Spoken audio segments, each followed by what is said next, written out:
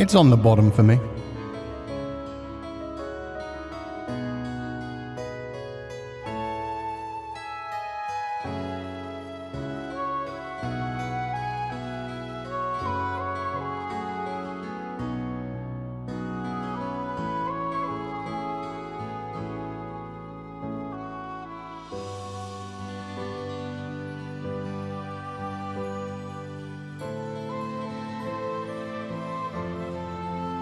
Oh, my silly pupils.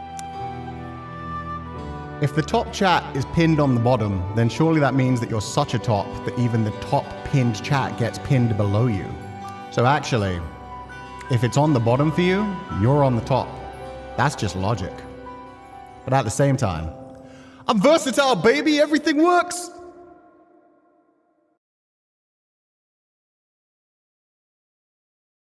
I didn't have my next song ready. Well, this is an awkward silence. Let's go with let's go with this one. Let's start with a nice gentle piano theme.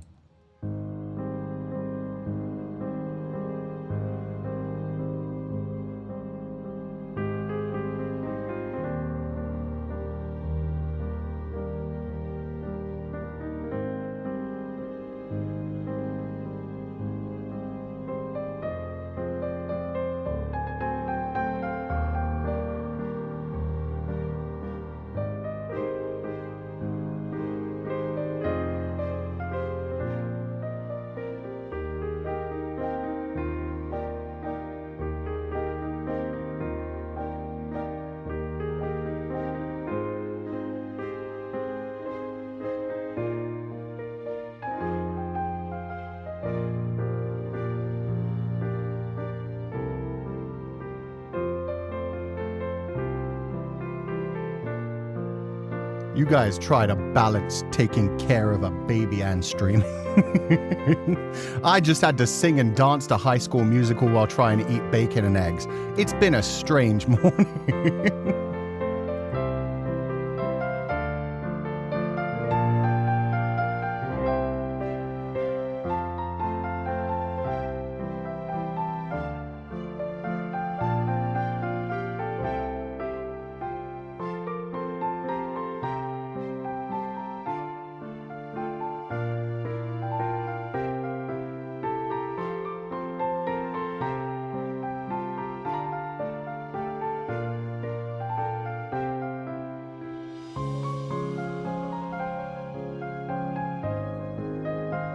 That was the exact song.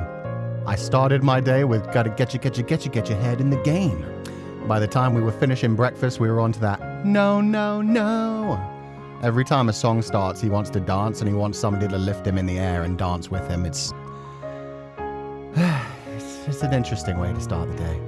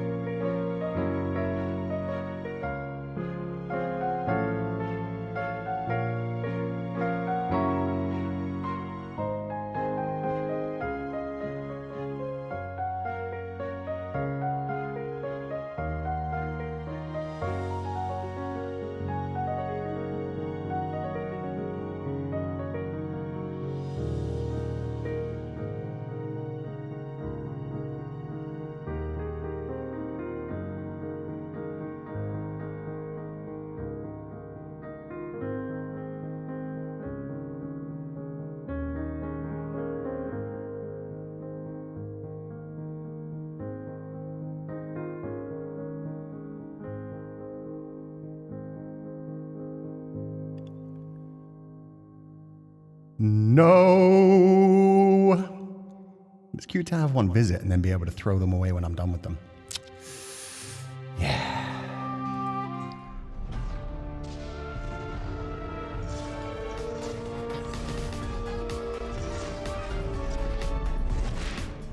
Good morning, everybody. I hope you're all having a lovely day, and thank you so much for being here. Spoken like a true uncle? Yeah. I don't have it in me to be a parent. Being an uncle? Perfect. Throw them what? Hey, if their parents don't catch them, that's on them. You got to have good reflexes to be a parent. And to be honest, you should probably expect it if you leave a child with somebody else for any amount of time who's not used to having a child. They will be ready to throw the child when they're done. It's like, hey, welcome back. Throws child, throws baby care items, slams door. Just like, we'll be friends again in like another day or two, but get the heck out of my house and take the baby with you. Is that true? I love my nieces and nephews, but God, I don't want to be near a child 24/7 every day. I can't even imagine. My brother was apparently up till 4 a.m. last night. And then my nephew managed to still get him out of bed at 8 a.m. this morning.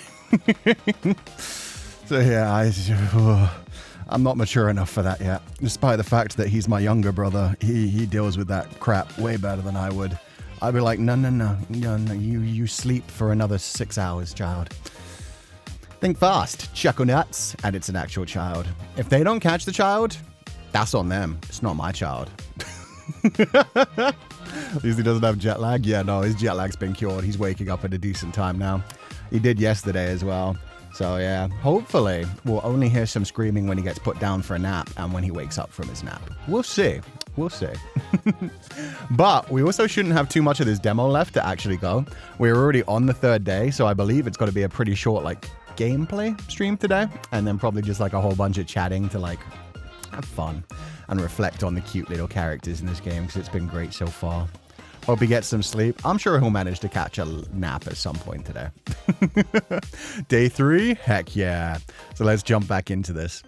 If you don't remember, we finished day 2. We met a whole bunch of interesting side characters. We heard a little quiet conversation between Grimmy and 5012, where it's clear that Grimmy and 5012 are still in communication, but Grimmy isn't quite in the open yet, at least not walking around publicly.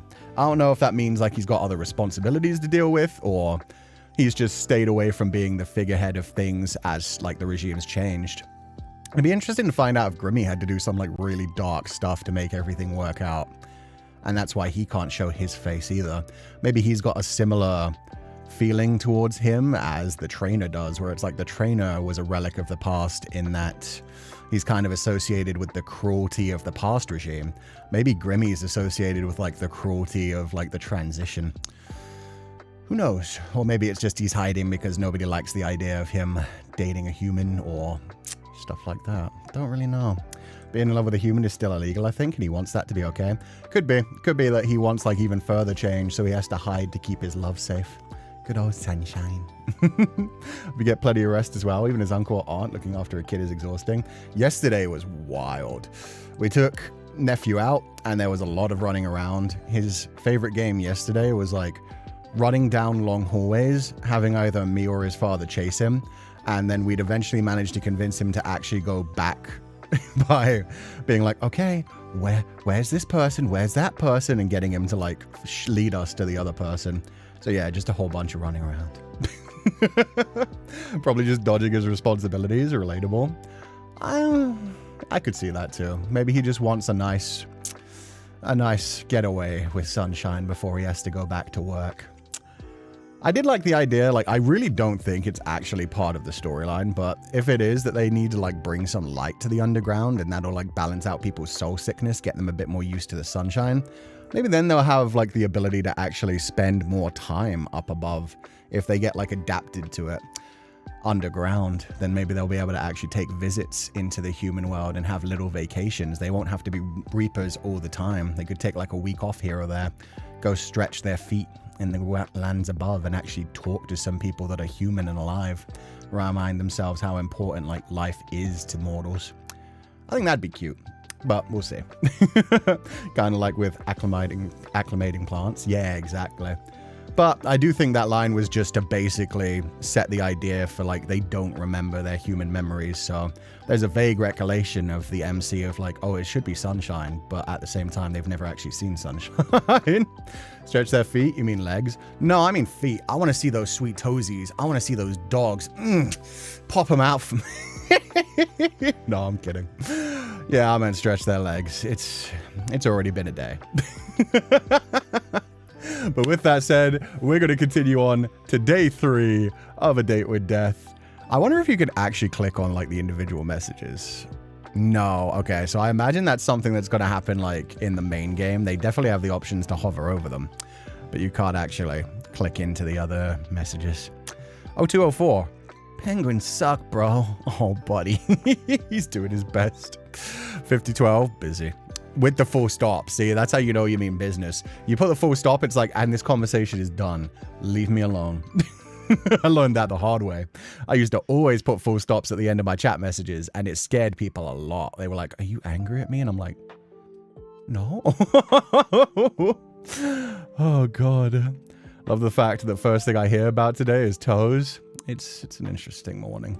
Still sad about the penguin? Yeah, he is. Penguins are cute, man. He just needs to accept it. He's a cute little penguin boy. It's adorable. Nobody chooses their, you know, fursona. It just comes to them. Okay. That hit the spot, or that was the best sleep of my life. I'm going to say that hit the spot, because that leaves it open for innuendo from others. I hit the spot. I swear, I was out the second my head hit the pillow. Guess all that glamour business really takes it out of you, huh? How are you feeling today, 0204? Hello? Oh, he's soaking. He's so soaking. Don't tell me you're still soaking. I'm gonna pluck your feathers, penguin boy. 5012 said glamours are like, not real, right? No, I'm gonna do the pluck your feathers, penguin boy. That's perfect. Keep twisting the knife. I bet they'd make a nice pillow. Ooh, penguin down pillow? That'd be great. And a matching blanket. That'd be nice. Nice and warm. It'd be like a hug from a penguin every day. 0204? Are you still sleeping? Maybe he's already at the arcade. Is this how you felt when you had to sit around waiting for me to wake up? This is kind of boring. Pancake, you can literally leave the room and go downstairs whenever you want. I had some gossip for you too. Also, do you think with some practice we could combine our glamours? I mean, I do want the penguin riding around in my pouch. Do you think we could change the size of our glamours? He could become a giant penguin. That would be slightly more threatening. What about combining our glamours though? That'll get him more interested. Mega glamour. Digivolution. Combination Digivolution. I forgot what that was called. Cool, eh? Today's goal? Fuck around with our glamours. Once you get your lazy butt up, that is. Don't tell me you're out playing those arcade games again. Maybe I should go check. 5012 finally got sick of this.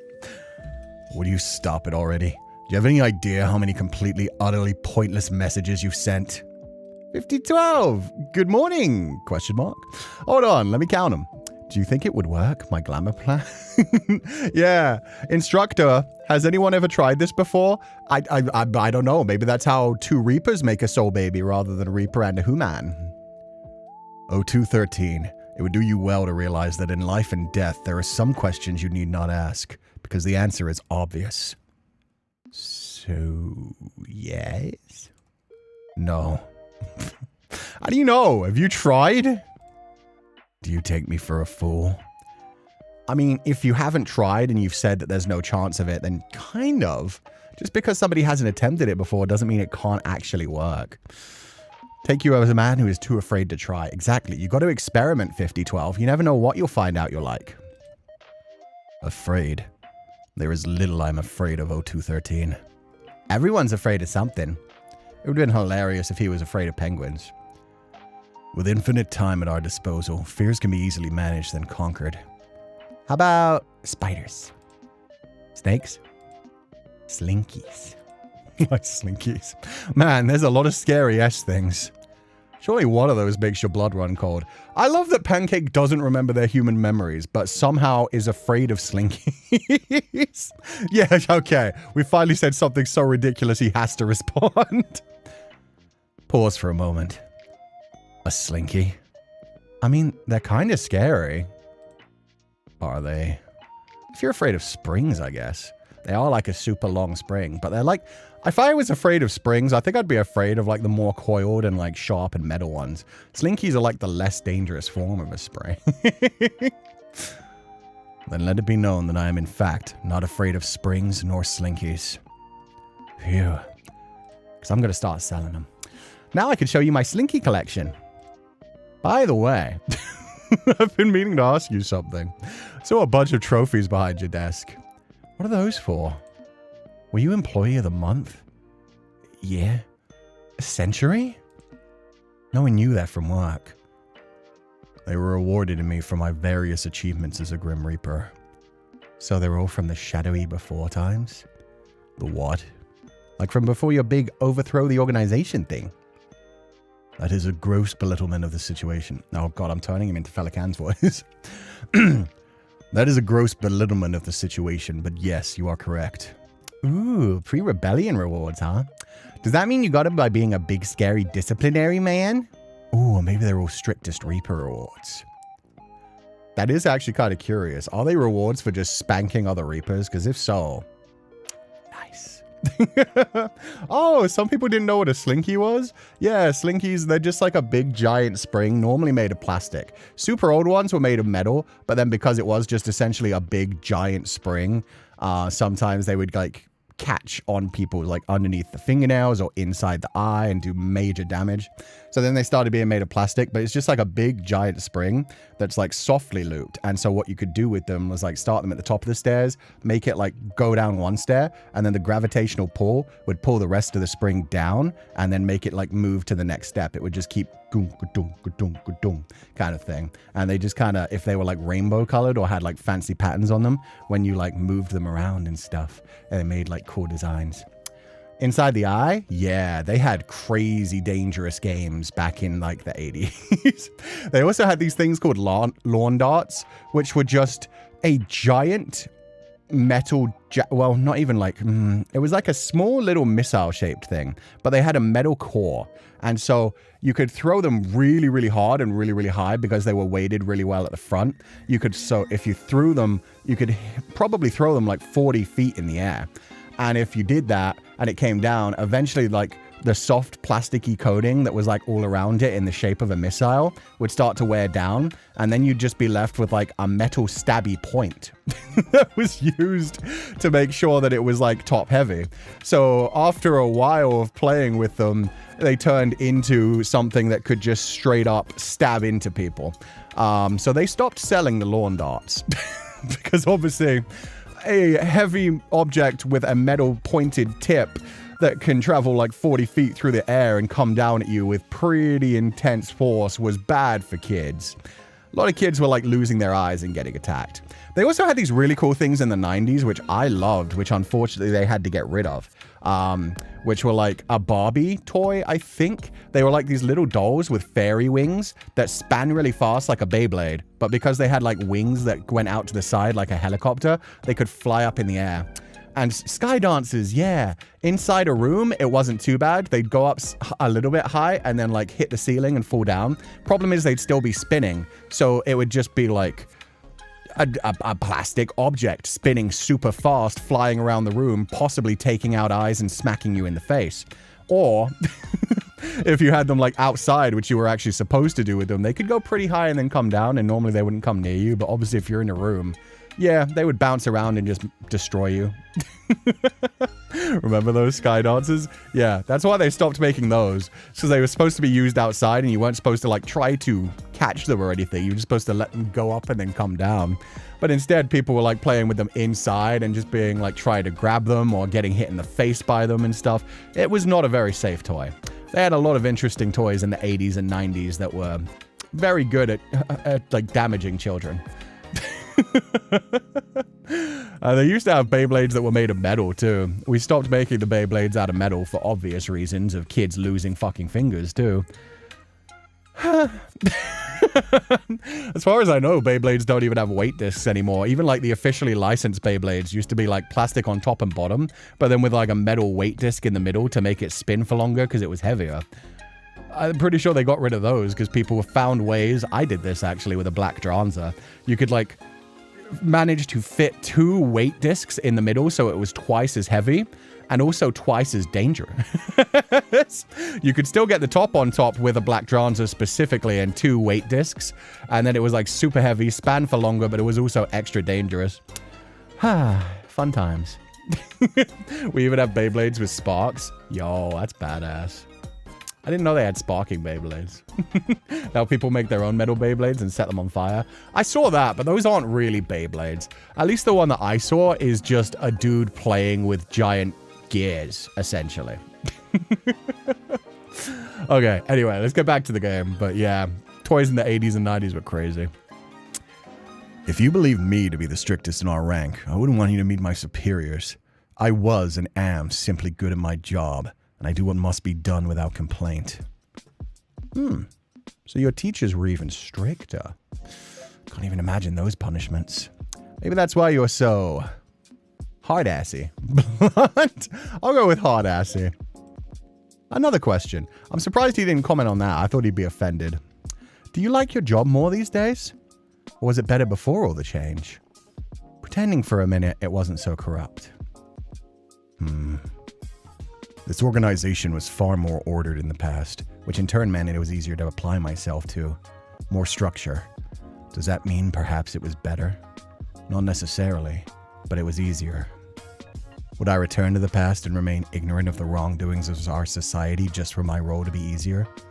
Unlikely. Sounds hard. Having a life you've lived for so long suddenly uprooted like that? Eventually, if something goes rotten, it will start to smell. And over time, that odor will only get worse. You must either get used to living amongst it, or find where the festering began so you can cleanse it properly. Damn! Dude is a poet when he speaks on things he's actually interested in. That's what I like about 5012. He's definitely like tsundere, but when you get him into a topic he actually cares about, he will talk properly. He doesn't just try to run away from everything. The law, yeah. And I like the way he worded that. Yeah. Things fester, they start to rot, they start to smell. You got to root it out or learn to live with it. And eventually the smell just gets too much to live with. So it was always corrupt from the very beginning. There is no answer for that. Not anymore. Those who knew are long gone. And even if they were still here, are people born evil and cruel? Or do they become like that over time? There is no answer. I think all people are capable of change. Some lines you cannot uncross, in my opinion. I think all people are capable of change. You just need to actually want it a lot. There are some lines you cannot uncross is more of like a... There are some things that have to be punished and some things that are unforgivable. That's true. But I don't think that means that people aren't capable of change. It's just a question of if there are things where it's like, no, you don't deserve the right to change. I think everybody has the chance and the power to change. It's just, have you done something so bad it's unforgivable and there's no coming back in that sense. So these are both kind of true but simplistic versions of them. I think all people are capable of change, though. Not everyone. There we go. Okay, actually, yeah, no, you do boast. You need to make mistakes to grow. That's not necessarily true. That's what guidance is for. Preferably, you learn from other people's mistakes. You don't repeat history's mistakes. But not everyone deserves a second chance, though. I think most people would assume being capable of change means for the better, but that's true as well. There are always two sides to a coin. Anyone can be corrupted as well. Anybody can have a bad enough day that they finally break bad and just decide, fuck it. That's Joker's whole philosophy. Everybody has a breaking point where eventually they just snap and go off the rails. A good person can lose themselves and become bad. They do say the road to hell is paved with good intentions. People who act good but are rotten from the inside. People like that don't deserve a second chance. Curious. I hadn't expected such strong emotions from you on the subject. I don't like to be deceived. Especially if that person hides that from me behind a smile and kind words. Oh. They put this right at the beginning of day 3, huh? It's going to be interesting seeing Pancake meet a certain person on this day. Something lingering from your life as a human, perhaps? Oh, were you betrayed as a human? This is kind of depressing now. I just wanted to talk about your trophies. You're the one who cannot stop yourself from asking questions. I almost feel like I'm being interviewed. My bad. Well, why don't you ask me some questions then? I have all the information I need about you in your files, 0213. Hey, I'm more than... Yeah, all the boring bits. You only know my stats and stuff. You don't know more about me. Pancake throwing hands with Kutan. Maybe. Oh, God. It's also hard to get the proper guidance. Yeah. Especially if you bury your head in the sand and don't listen to history's mistakes because you're like, no, we don't listen to bad people. It's good to see where people who have done horrible things justify their actions and how the slippery slope began. Because it does normally start with something small. It's normally just something like, oh, yeah, I can let something pass. Or like, well, my friend is doing this bad thing, so I should probably do this bad thing too. It starts to like slowly normalize it. And then it's a slippery slope where it's like, well, I mean, it's just like one more thing. So yeah, it is what it is. All the boring bits. I don't care in the slightest if you find it boring. The only thing that matters to me about you is what's in your file. What exactly is in my files? Are you adding new information to it every day? Important 0213 information? Like I'm super cool and confident and fun? Ooh, and the cutest Reaper ever. Part 2. Rowan's still out there somewhere, but we don't remember Rowan. Your file mentions none of the above. No. What about how good at using my glamour I am? I did get it on day 1. I know for a fact that's oh, negative. What? Why not? Takes more than a lucky one-off to have information about you. It takes more than a lucky one-off to have information added to your files. Continue to excel in your skills and I'll consider it. Finally, 0204 woke up. What's this I've stumbled in upon? My team having fun without me? He changed his avatar to a penguin with a knife. It's so freaking cute. It's like the little cute cat with the knife, but he's changed it to a penguin. It's like, okay, I'll accept being a penguin, but I'm a dangerous penguin. Wonder if the files have all the information on their human lives and 5012 knows everything about them. I doubt it. Maybe though, maybe they do keep, ooh, actually, you know what? Now that they do like admit that they are humans that have changed their lives, maybe it's part of a Reaper's duty nowadays to collect information on the humans before they reap their souls. And then when they realize they're going to become a Reaper, it becomes part of their Reaper file just to know like what they may start to uncover as they move on with their life. Yeah, and being surrounded by the toxic bubble is hard to break away from sometimes. Yeah, especially if you get locked in an echo chamber. Like, cult mentality is such a real thing, and the internet's making it so much harder to avoid nowadays because the algorithm feeds you what you want to hear and what you want to see nowadays. So yeah, if you get constantly surrounded by people normalizing things that aren't actually healthy, they seem healthy to you because it feels like everyone in the world is doing it. It's almost too easy to slide down the scale, especially when you get used to you doing it, especially actions with bad outcomes, yeah. Even the ones that hurt yourself, even the ones that damage yourself, it's just like, well, it's what I'm used to. I've entered fight or flight, and I'm a flightless bird. Heck yeah.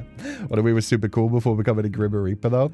We're apparently still incredibly attractive, so I like the idea that, I mean, I'm pretty sure it is that Grim Reapers basically choose their own idealized form, which is why all the Grim Reapers are actually hot. But I still do like the idea of just like, no, it's actually a requirement. You only have a bright soul if you happen to be beautiful. That would be so fucked up. What's this I've stumbled in upon? My team having fun without me?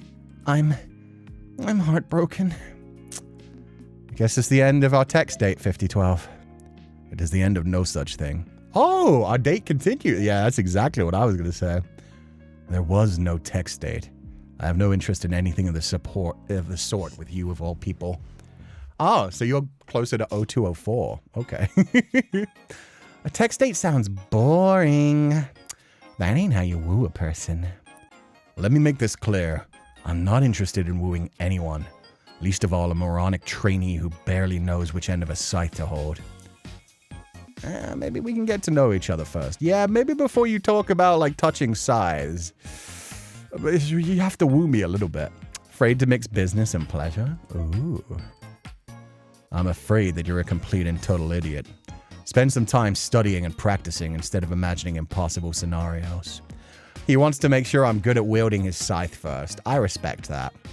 You don't just give it up for anybody. Never knew that all things bright and beautiful referred to Reapers all along. Yeah. We attractive because we're a Grim Reaper, or are we always attractive? I'm pretty sure, like, the character creation thing, I feel like is basically a way of saying, like, when you're reborn as a Grim Reaper, you create your own idealized form. So it's not actually what you looked like as a human. That's what I think. But that's just my personal opinion. Obviously, I don't know for the actual game, but I think that would make sense of like, it's your soul choosing what they want to look like in this life.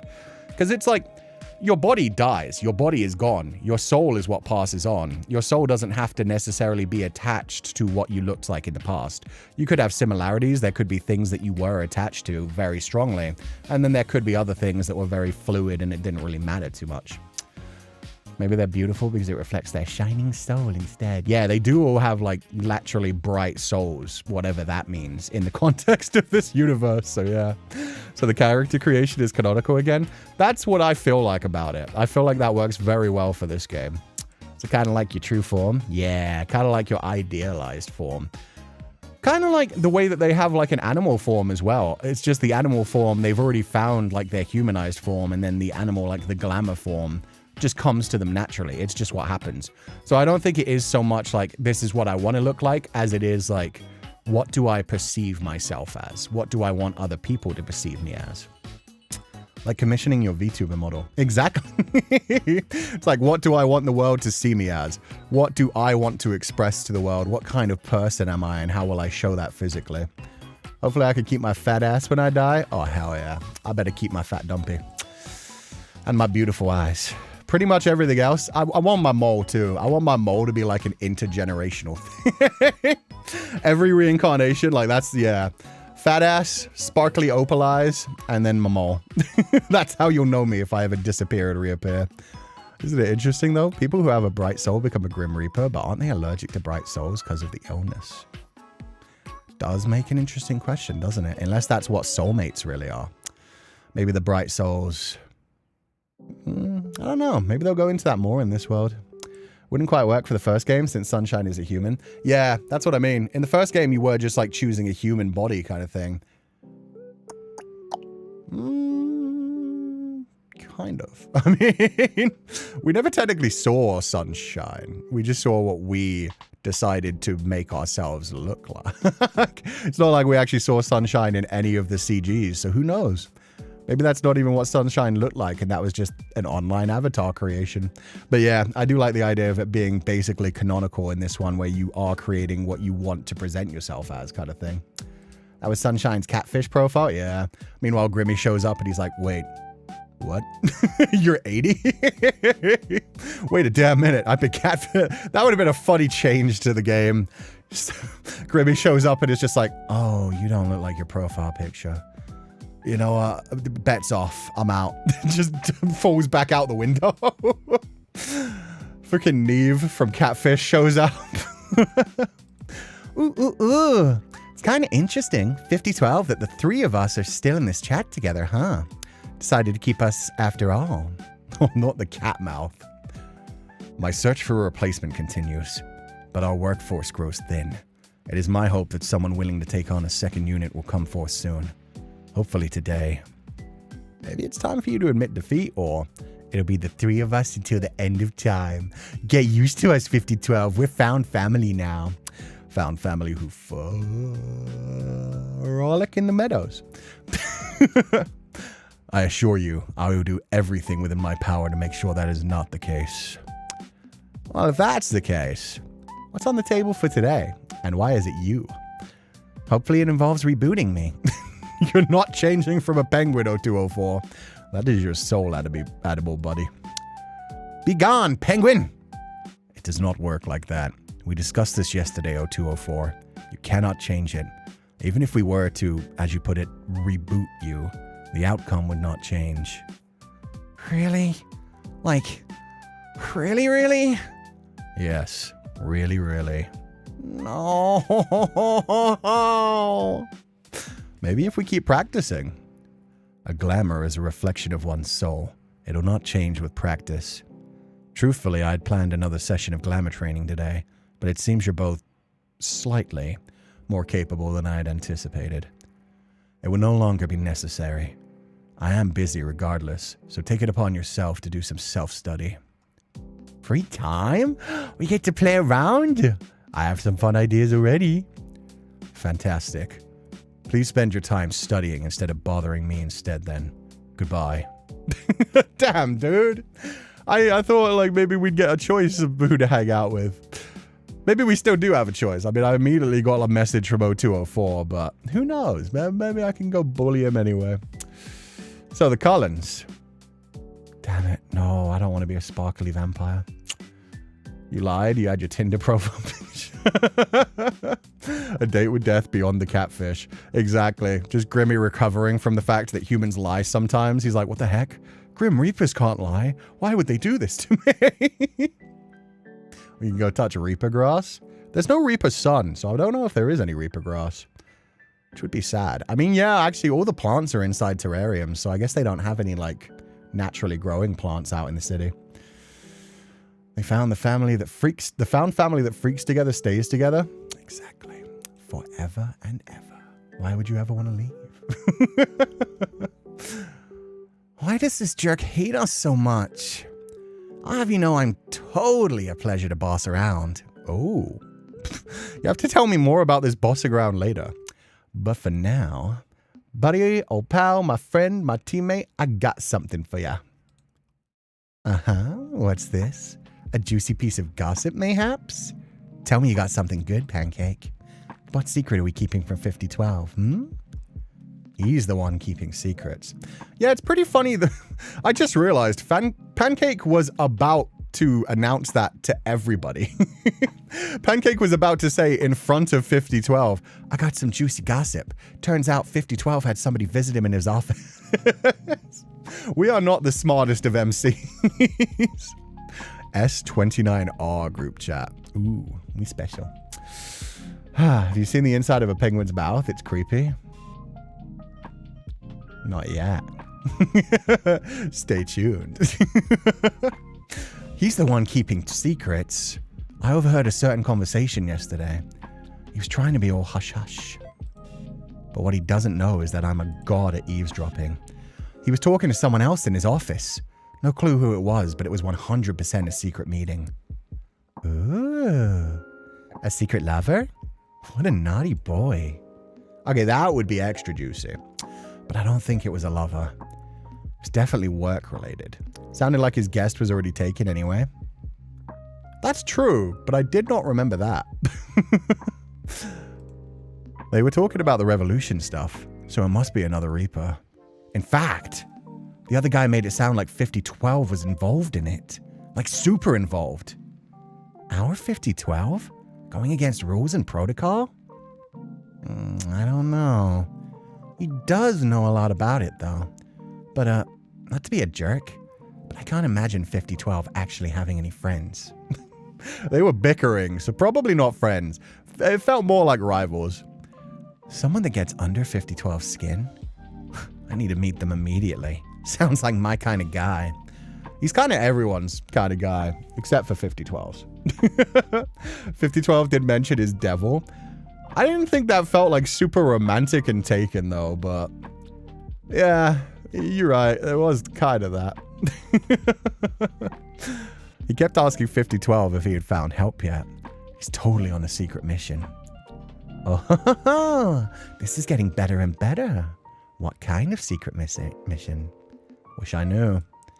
Maybe we could work it out together. Count me in. I like a good challenge. Teamwork makes the dream work. Fist bump. Hell yeah. I don't like that he did the fist bump with me. Like, if anything, he should have done one fist and I could do a fist back. But he was just like, no, that's a non-con fist bump right there. And he's just immediately going to text him about it. God damn it, 0204. I was dumb to rely on you. Is it in the group chat? No, thankfully that was the solo chat. Pancake just almost posted about it in the group chat early. Clearly forgot that that was the group chat with 5012 in it because he barely talks. Hey, 5012. I said not to bother me. It's work related, I promise. When do we actually get to reap some souls? Tomorrow, a week, a month, or even a year? Trainees must complete their beginning training before being allowed to transport or collect any souls. Trust me, 0204. Your training period has barely begun. I feel like you're calling me out specifically here. Perhaps. Okay, he's not being so direct. That's fine. Is there anything else Reapers get to do? Will we get to spend time with Reapers from other stations? Is there anything else? Yes. Informative. Like, isn't he just looking for help to deal with us? No, that was quite clearly like something a lot more serious with the secret conversation. They were talking about like for our thing, for our issue. Oh God, if it was just for us, then we're in danger. If like Casper's got something to deal with us, that's an issue. Ugh. Like, there's no point in concerning yourself with other things when you lack training and even in the most basic of tasks. Come on, humor me. Fine. If it pleases you, then I'll begin finding someone to train you in the other side of our work. I did need someone to handle my mountains of paperwork. There's paperwork in... No, fuck this. This isn't the afterlife. This is just hell. I know what you are. They're making it more bureaucratic. Maybe I'll stick to reaping souls, please. I figured. Oh, God. Well, we tried. Let's just try one. We'll keep hitting him. I've got at least another 17 tries in me. We just need to keep him talking. Surely he'll slip up and unleash all of his secrets on us if we do that. Not sure if I want 5012 unleashing on me. I could take him. Got it! Oh, back to the group chat. He's still going. Let's go. 2 things we can never escape. Death and taxes. Yeah. Oh, God. Do you think Reapers have taxes? Ew, I hate it. 5012 is like that photo of a guy holding onto leashes and the dogs are zooming in different directions. See, funnily enough, I'm not sure if anybody else came across this. It was on my timeline, so I'm not sure who in my circle like liked and retweeted it. But I saw a group of memes like introducing the character dynamics in A Date with Death 2 so far. And yeah, the first one was 5012 holding leashes attached to Sunshine and Casper. And then the second one was 5012 holding leashes attached to 0204 in the MC. The third one was, I forget what it actually was the combination, but it was the pair of, I'm forgetting their names, Elion and Riven. The Angel and the Grim Reaper who's like, you know, all over him. I forget what it was, the combination of that. But they also had Cú and Féile. And it was Cú and Féile, like, at the corner of the party by themselves. Just being like, they don't know I'm not supposed to be here. And everybody else having a wonderful time. It was hilarious. Am I the only one who didn't see it? Twitter hates me. Yeah, I don't know who put it on my timeline, but it was funny. It was Elion and Riven. Yeah, thank you for reminding me of the names. I forget what the actual, like, meme was that they combined with them. But I remembered seeing the Cú and Féile one and being like, I mean, yeah, they're not technically of this universe. It's a strange thing. Have we met Cú and Féile yet? No, but we should. We should be able to see them by the end of day 3. I wanted to get to them by the end of yesterday's stream, but then I realized we'd have like 0 content left to do another run today. I didn't have time to get to it yesterday, and I realized that if we did, there'd be like nothing left for today anyway. Hey, 5012, we had a question. How long will it take us to become full Reapers? I mean, oh wait, oh, well, that was me. I mean, can't be long, right? We already mastered pretty much everything you taught us. When I deem your training complete. Aw, so you are sticking around. For now. So, would we be a team forever if we did become full-time Reapers? Or do you go train more recruits when you're done with us? I can only pray it doesn't come to it. But it was intended that a unit stays together for the foreseeable future. Oh shit, we really are in OT3. Let's go, the Eiffel Tower dream is being fulfilled. Here I was imagining how cool I'd look alone taking souls. You telling me we gotta stick together forever? The problem, 0204, is that alone, a Grim Reaper cannot be held accountable for any misdeeds. And I assure you, there have been many misdeeds in our history. In a team, we'll be able to ensure that souls are taken correctly and abilities are not misused. An added bonus is that the potential for soul sickness is divided out amongst all those who harvest a soul. Working together is, unfortunately, the only way forward for our kind. Aww. Eiffel Squad? If only we weren't going to Australia. We're clearly going to Australia. I mean... Yeah, Australia's the only place with kangaroos. That sucks. Let's go. Well, technically, you could have anything at a zoo. But with the owl, we have to like be swooping around at nighttime anyway. So maybe we just swoop around when it's quiet and nobody sees the random kangaroo and penguin walking around town. You're a kangaroo. I am. It makes it kind of hard. I'm pretty sure we're being sent down under. Oh, God. I so what now? Because it would have been funny if we got sent to Paris as well. If we were French squad. Be like, guys, we literally are the Eiffel Tower. I feel like this should have been mentioned in the job description. No one has explained the soul sickness to you yet? You're kind of our trainer, dude. That's your thing. You were literally there when I woke up. You are my introduction to this world. Fine. It is a sickness, yes. To put it simply, when a Grim Reaper is created, it uses the soul of a human, a living being. It's an imperfect process. Humans have no need to balance their souls, which are grounded in light, but we do. We exist in a delicate balance of light and dark. Should we tip too far in either direction, then our bodies will grow weak, and it can lead to our death. Ferrying souls to the afterlife tips our souls towards darkness. Crossing the river is costly for us, who are made up entirely of soul. Opposingly, spending too long in the mortal realm tips our souls towards light. Both cause the soul sickness. Interesting. So now we've gotten that in like a more in-depth way. I'm pretty sure they did mention this in different parts, but this is like making me think that maybe that's where our boy is, Rowan. Maybe Rowan is like across the river, but still holding on. Because being sent, like going across the river tips your soul towards darkness. So I wonder if because Rowan was so full of light that even when they tried to essentially cross him on, maybe that's how they like execute or terminate Reapers, is just by sending them across the river, just assuming that they'll just disappear, go into either the cycle of reincarnation or just disappear. But because he was full of so much light, because he had so much love for humanity and was able to like walk around the Earth realm for so long, maybe he'd become like a bit more balanced than other Reapers, and so he was able to hold on and stay on that other side.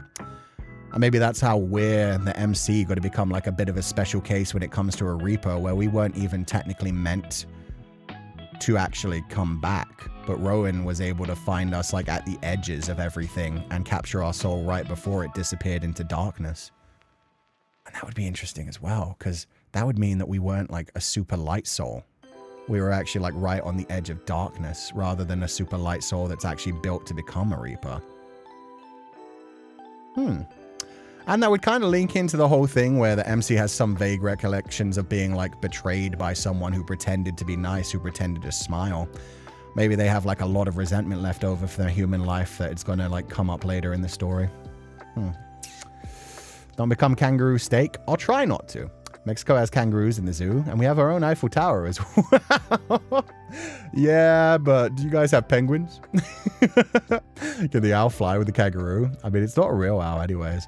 I don't think so. I think that would look too silly. Although we technically, Reapers in general can fly. That's one way that Féileacán and Cú would get found out. If everybody starts flying around them and they're suddenly like, oh. But didn't Rowan say our bright soul was hurting his eyes? Yeah, but that's what I just think. Maybe like, maybe that's how he held on. But he might not even be across the river. I have no idea what's actually going on in this game. I have no idea what's actually going on with Rowan. It was just like a thought that maybe that's what he means about like being out so far. It's just weird that he's alive, honestly. Maybe MC has a dark past. That would be interesting. I definitely think they've been betrayed by someone for sure. So be interesting to find out what that is as the game goes on. Damn, that's scary. Can't we just take turns collecting souls? Why is the process imperfect still? Don't worry, I've always had good balance. Versatile in all things. Can't we just take turns? No. Why not? That is similar to how we used to run things, but it's imperfect. The safest way to take a soul is in a unit, unfortunately. That really needed a whole paragraph for itself. It's like, unfortunately. God damn it, they're making me be social. Fine, you're the boss. I'm not your boss. Aye, aye, Captain. Yeah. Learn to just take it. We will find other pet names. Don't worry about it. Actually, how do you even know if you have this soul sickness? Does your hair start falling out? Please, anything but that. Yo, a bald penguin would look hilarious. I haven't caught up to yesterday's stream. You chose a kangaroo glamour? Yeah, you get to choose your own glamour. So I went with kangaroo. I thought that was the funniest one. It is a feeling like exhaustion at first. An exhaustion from your very soul. Thankfully, rest will have it pass quickly enough. Have you ever had it? I think it's almost a guarantee that most Reapers before your time have had it. It is, or was, near unavoidable. That's a total non-answer. Did you have it, yes or no? Yeah, come on, answer it properly. No. Wait, legitimately? You said pretty much everyone had it. No, you haven't had it, or no to answering the question? Take of it what you will. You just... Fair enough. That was dodged expertly. Oh, wait. Speaking of questions, I had one.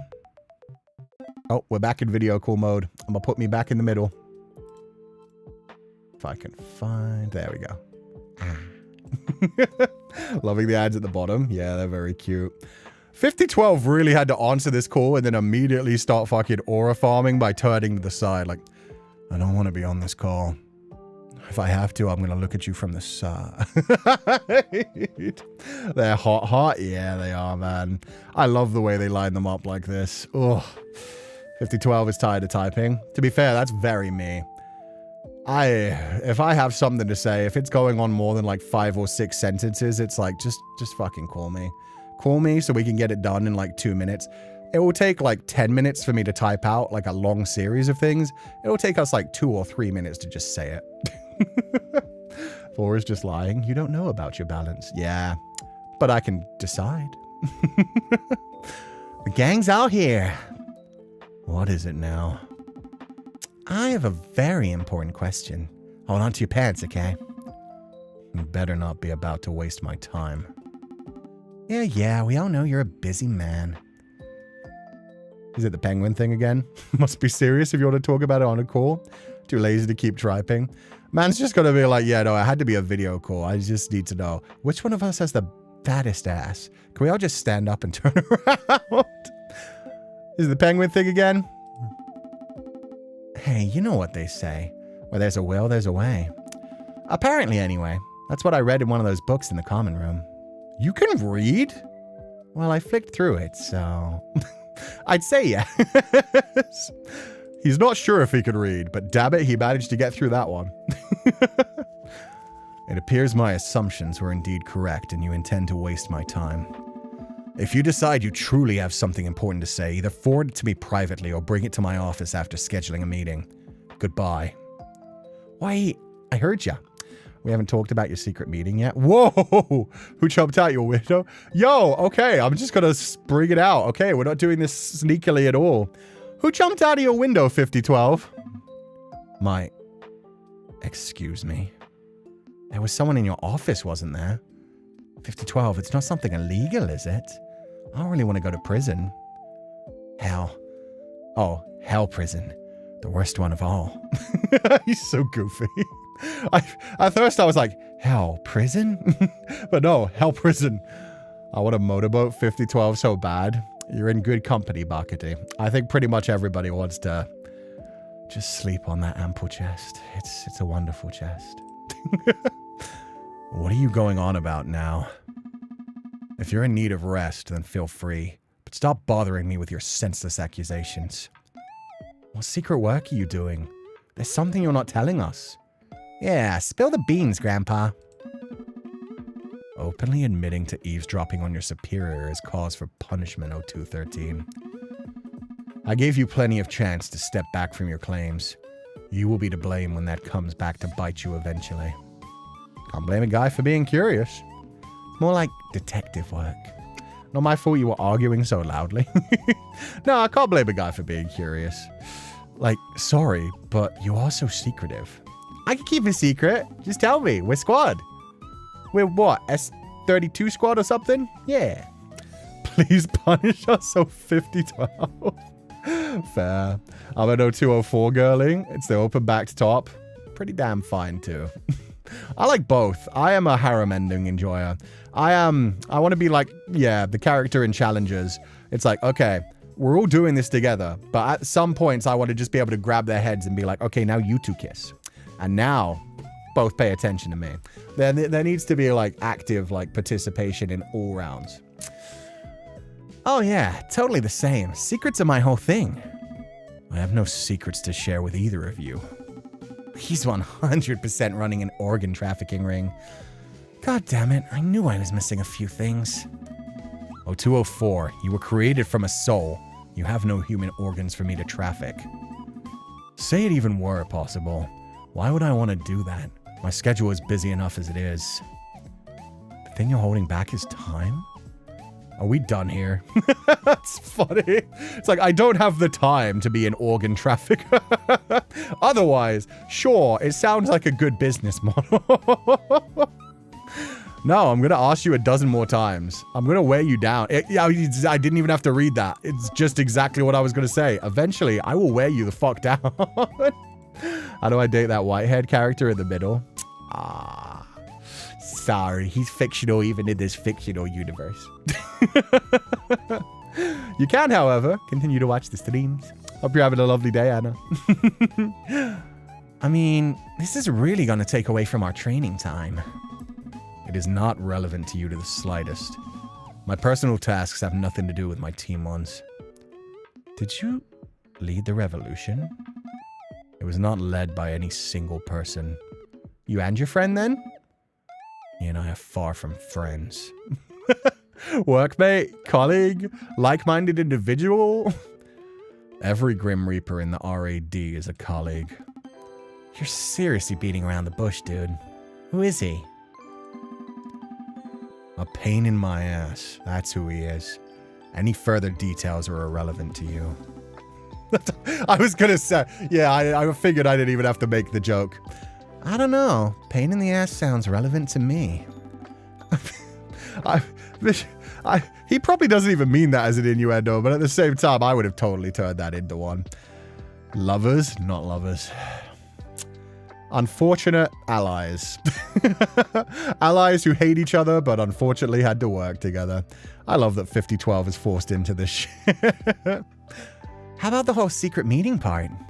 Don't tell me our resident workaholic is doing something not work-related. Wait, you asked him to take on a unit, didn't you? Is he who you're trying to push us onto? Both? He refuses, so it makes no difference. A shame, really, because despite his issues, he is talented in his work. So, he's your boss. That's kind of boring. So shit. Okay, so Casper is actually still working as a Grim Reaper. If he has the ability to take on 2 Rookie Reapers, yeah, that means he is actively still around. So he's not hiding. He just prefers to go in and out of windows. That's just a Casper thing. That's just an edgelord thing. Imagine Casper and Sunshine as your traders. I think Casper would make an okay trader. But yeah, we definitely eventually run into Sunshine and that'd be an interesting thing. Don't worry. I was going to say something about the beating around the bush. Oh, good point. Good point. That is a good innuendo to make there. See, I'm still lacking. I don't manage to hit every possible innuendo. He just likes to be mysterious like Batman. He just likes to fly around as a crow. Nothing strange about that. What is up with men in halter tops going off shoulder jacket? Makes me want to bite. Maybe that's why they do it. Maybe they're inviting you. Sunshine will be a menace, though. I'd love that as my trainer. They're also a human. So Sunshine as a trainer would troll you so hard. They'd be like teaching you some bullshit Harry Potter shit when it came to the glamours. They'd be like, okay, so to summon your glamour, you gotta hold up your wand and say expecto patronum. And you'd be sitting there like, wait, wand? Do you mean our, like, scythe? We haven't been taught to use our scythes. They'd just be trolling for so long. Casper'd come walking in and be like, what are you teaching them? Since Sunshine is you, so I can imagine. Sunshine is like, yeah, very proper self-inserting for the target demographic. There are also like a few different options you can play with Sunshine. Sometimes they're heavily flirty, sometimes they're heavily sarcastic, sometimes they're just kind of like playful in general. Could be extra empathetic with the new souls. They could be. Would they be though? Nine hells, no. I'm from the 5th station. If anything, I am his superior. Why do you both care so much about a man you've never met? Being so evasive about him. Uh-huh. Totally being suspicious. Fine. His existence is no secret in any case. If you must know, it was he and his human lover who uncovered the lies that led to the rebellion. It is because of them that so much change has taken place. He's the one with a human lover? I wish you'd introduced us. Shouldn't you be thanking them? Yeah, but no, I want to like pounce on this human lover bit. So people actively know this. He's not in hiding. That's cool. Unfortunately. Oh, is that jealousy I hear? Don't tell me. You were in love with that human too? A real-life Reaper love triangle? Ah. If anything could elicit a laugh from me, you found it. That mortal is terrible. I want nothing to do with them. They did make you flustered, though. I think you just find them terrible because they're good at pressing your buttons. 8394 and that mortal are both equally infuriating. I suppose you could say they're perfect for one another. 8394, huh? They sound fun. The two of them are happy. I suppose that's enough. You almost sound happy for them, too. He broke many rules that should not have been broken, but it is difficult to focus on that when I think of all the lies I was fed since the start of my very creation. A human and a Grim Reaper should not coexist. However, I can look past it in this case. Holy shit, love actually wins! They got their happy ending. That's cute. Is it wrong if I ship 0204 and 5012? Not sure who would top though. No, they've got a pretty good like brat and brat trainer dynamic. It's literally he's the trainer, so it makes sense. To summon your scythe, you have to chant the words. My blade is the... Wait, my bone is the blade of my sword. Wait. Fuck, what is the... What is the ufotable thing? I can't remember it anymore. I am the bone of my blade. There we go. Yeah, there you go. Teach them some fucking Fate Stay Night shit. I am the bone of my blade. Get them to do like the entire run through from Shiro. It'd be great. Sunshine's love language is rage baiting, and I can see them loving his trainees immensely. These trainees would love Sunshine so much. The banter would be incredible. And together, they'd all be pressing Casper's buttons. They'd all be teasing Casper and like making him like blush so much. Bone of my sword? Damn it. I am the bone of my sword. Why did I think Blade was part of it? Damn it. It's been a long time since I watched a Fate series, man. Funnier if Sunshine tells them the way to summon their scythe is to chant the Bible in Japanese. I wonder if Grim Reapers start to burn from that. Well, so are we when you think about it. It's not hard to push 5012's buttons. Yeah, you just need to speak a bunch. Hearing Sensei fumble the OBW chant made me snort. It's been a long time. I haven't kept up with Fate in so long. I know there's a currently airing anime. And the movie, the one with like Argot Lamb, ended up like the animation looked beautiful. I saw so many like Sakuga's clips from it. But yeah, I haven't watched Fate since like...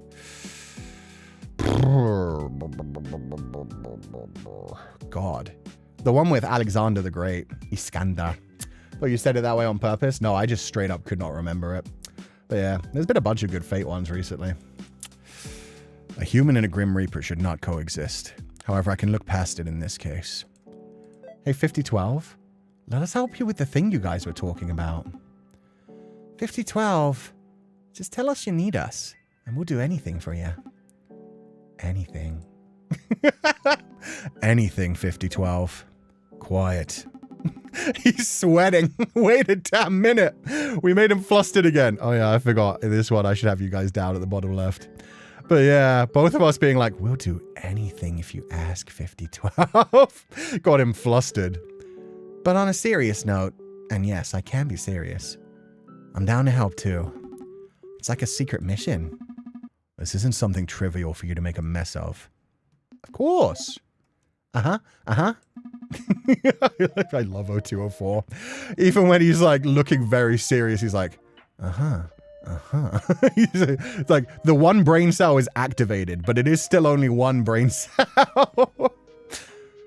I can't believe my life has come to this. I'm never going to hear the end of this once he catches wind of it. Fine. Let me start by saying this. I'm only allowing this because it seems we will be stuck together as a unit indefinitely. Nobody has come forward to take you off my hands, and I believe that is how it will stay. You're going to come to love it. Don't worry, buddy. I very much doubt that. Firstly, allow me to first talk about the other information that came to light during the climax of the revolution. Is there something funny you would like to announce to the group, 0204? Yeah, he's really bad at this. Did you guys catch the firstly, I need to first? Like, he's normally very careful about choosing his words. That's the first time, like, he's getting flustered. He doesn't know how to talk to other people. He's doing his best. Oh, wait. Is that what he's giggling at? Just fucking Climax? No, please keep going. Do you guys think he was just giggling at the fucking word climax? I swear to God. Just noticed, Sensei, does your avatar have a booger on their nose? No, it's a little, like, stud stuck in the side of their nose. And it's supposed to be like my mole, but sure. It's like, Papa, we love you. Don't you love us too? They will eventually.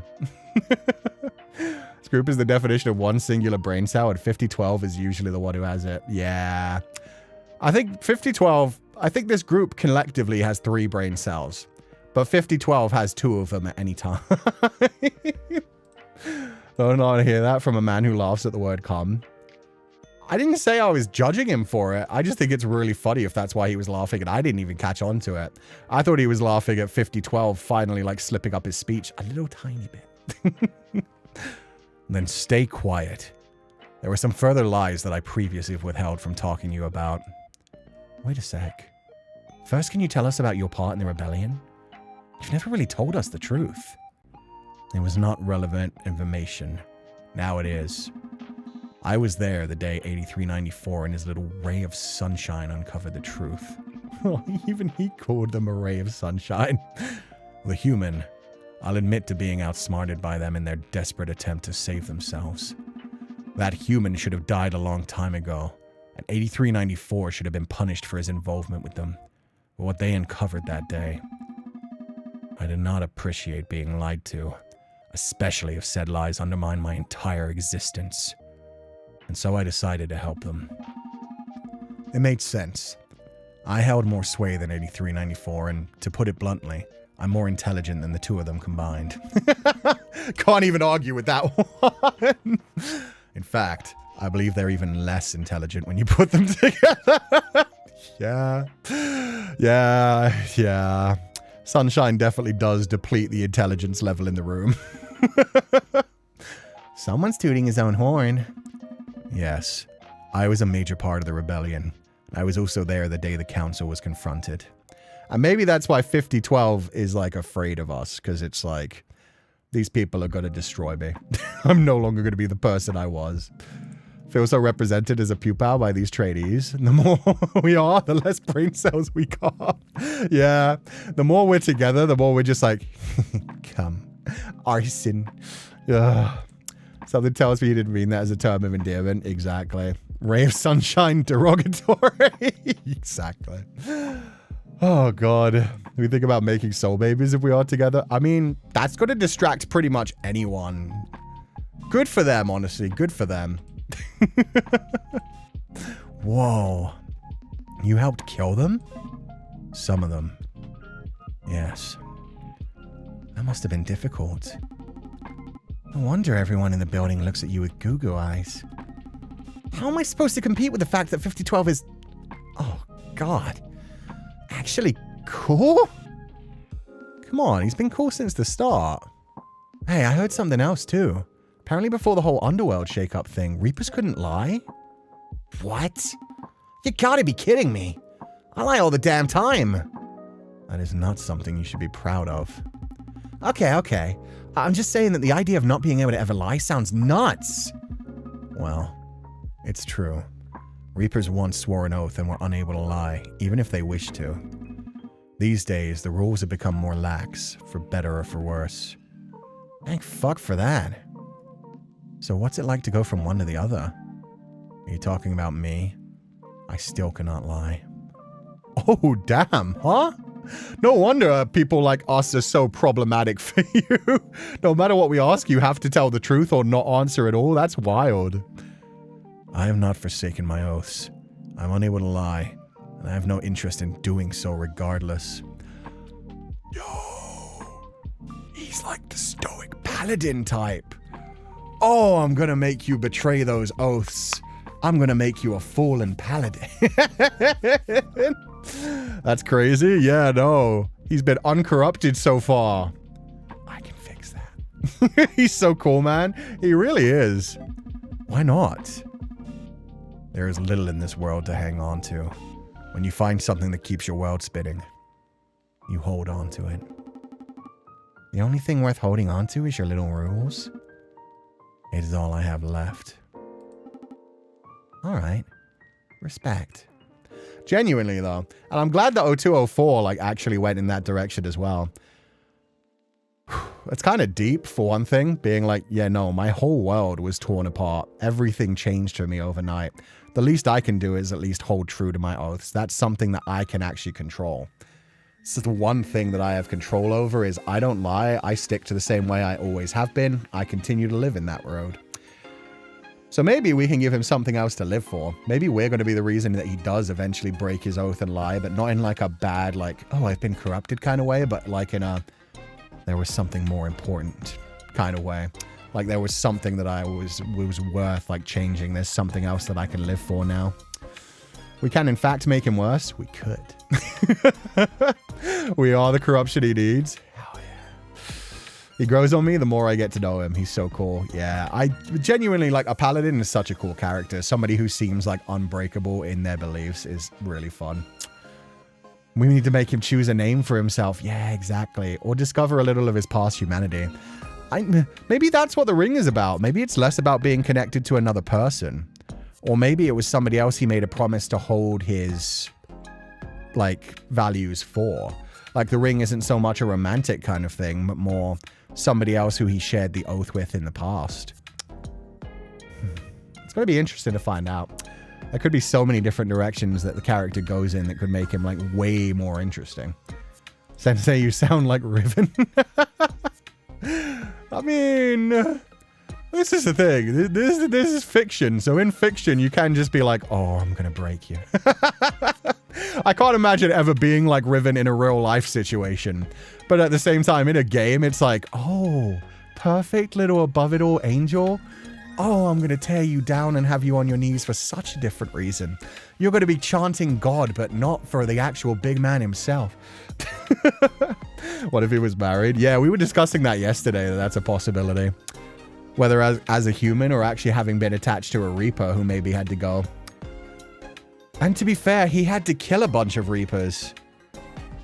What if the Reaper that he actually like held on to, the Tosis, it could have even just been like, rather than a romantic thing, like a trainer. Maybe his original trainer was somebody who refused to let go of the past and he had to be the one to execute. And so he's held on to their ring all this time being like, you taught me how to live. You taught me how to exist in this world. I will hold on to that. I will remember your memory and I'm sorry I had to be the one to get rid of you, but I still feel this is better for the underworld. Riven is terrifying in a good way. Yeah. Gonna make you pray, but not to God. Hell yeah. The tragedy. Yeah, we'll see. Cool, your headcanons go crazy. I just like angst. This is the only thing I'm actually good at. This is the thing. I'm not good at writing. It's just, you give me a series of plot points to begin something and I'll find you a way to the angst.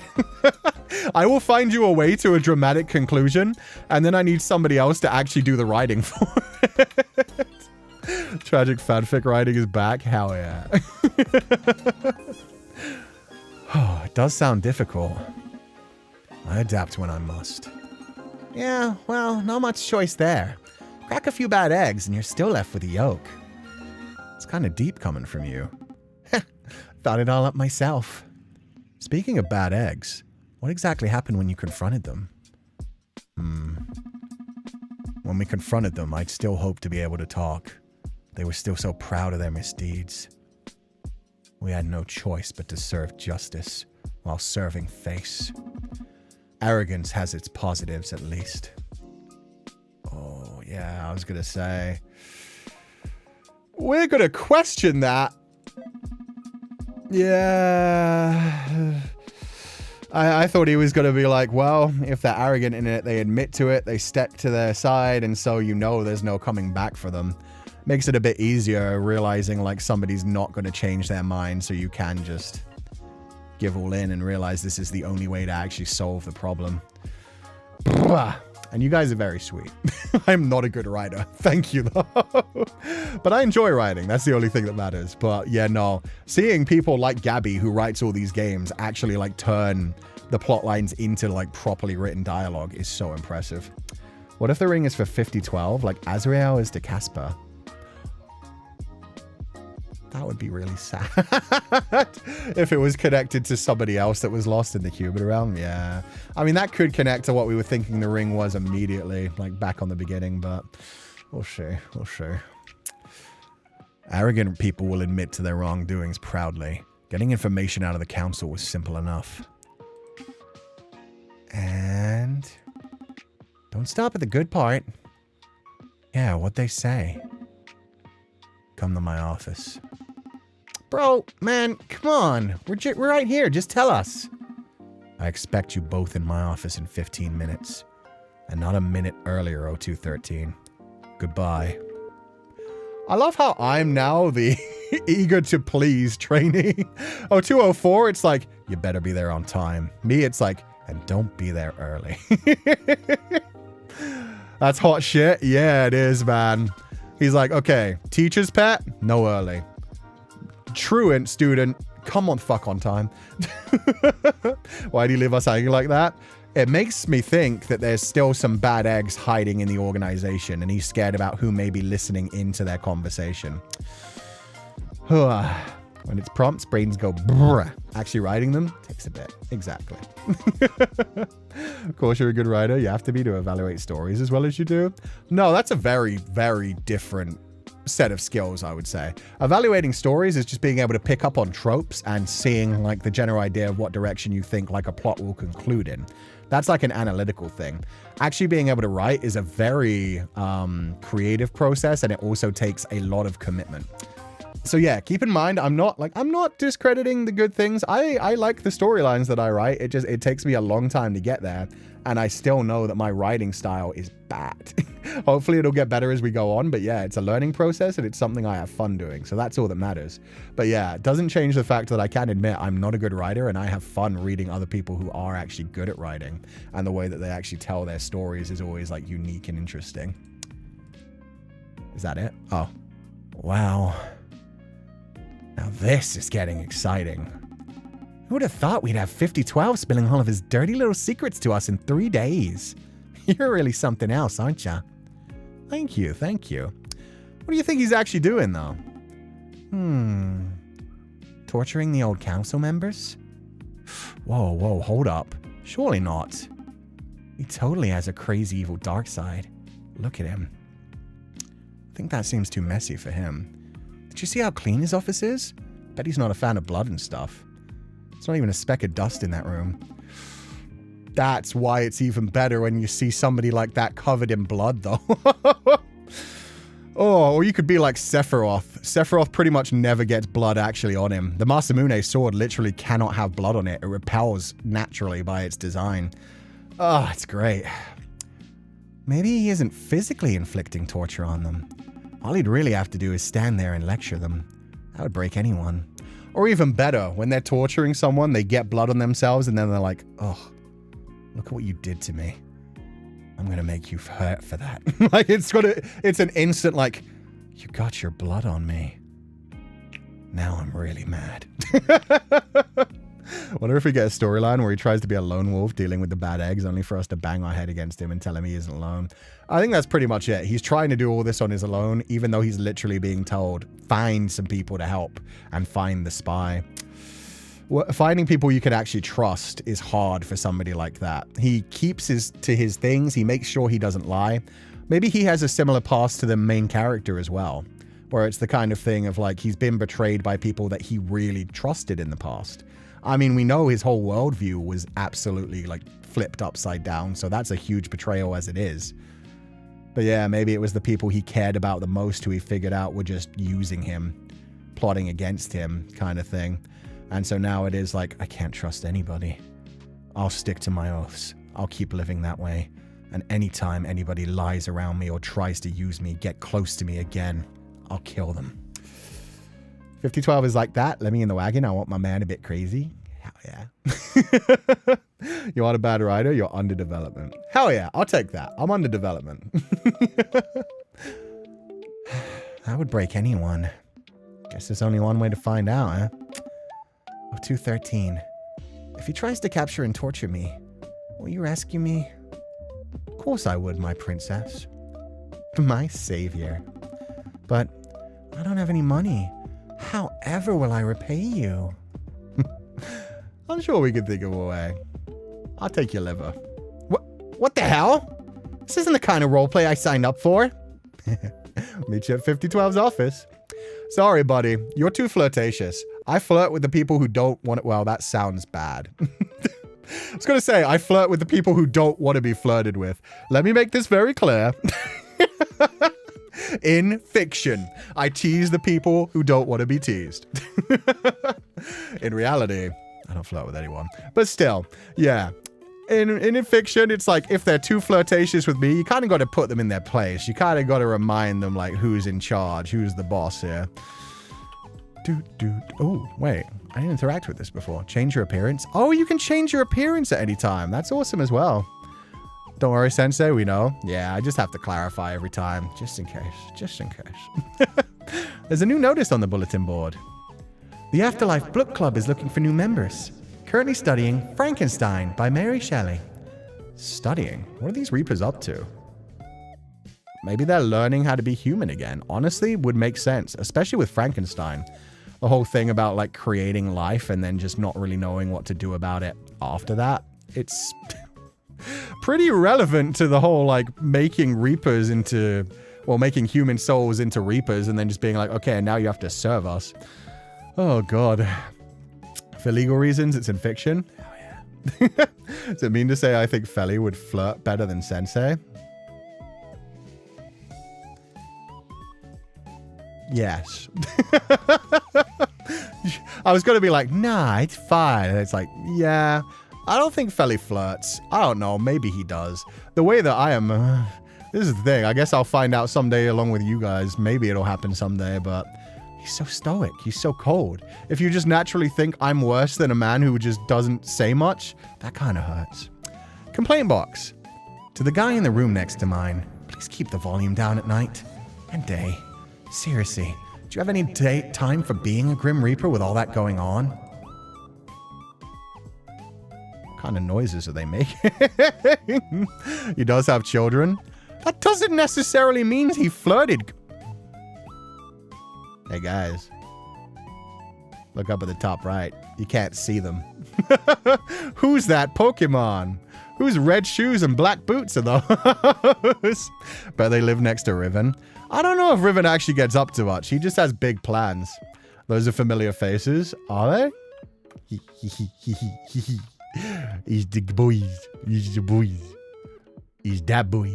And he's that boy.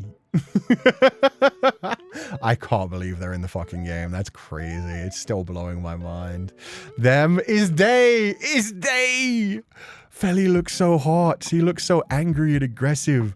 Kuchai looks so confident and smirky. The eyes are so good. And the subtle differences in the facial expressions. They did such a good job on that, even in the little tiny chibi sprite art. Oh, it's so cute. I love that you can see like the little bit of like the opal charm on Feli's boot thing. Okay, we'll come back to them. We'll do them last, just in case there's anybody else here. They're here. They're here. My babies, my Shaylas. Put in a few Reaper coins and wait to see what's dispensed. The machine rattles, and then an unlabeled can is dropped into the chute. You don't dare open it. Who knows what you'd unleash on the underworld? I think it'll be delicious, whatever it is. Ravi TVC, Toby, thank you so much for the 10 gifted scholarships. I hope you're having a lovely day, and thank you so much for being here. My gay boys, are they gay boys? Let's find out in a minute. We're gonna like actually talk to them and see what they're like in this. Rec Center. Oh, I'll get another thing. Yay, Riffin's here too. Use the claw machine. 2 tries left today. Heck yeah. See if we can get another one. The claw lowers. You hold your breath and then something thumps down the chute. A cow plush. You can already picture it in your room. I am too ready to do animal noises right now. Hit me with pig. I've been doing this. I've been trained by my nephew. Feileacan Papa will happen. I just know it. They're currently in a universe where soul babies exist, is all I'm saying.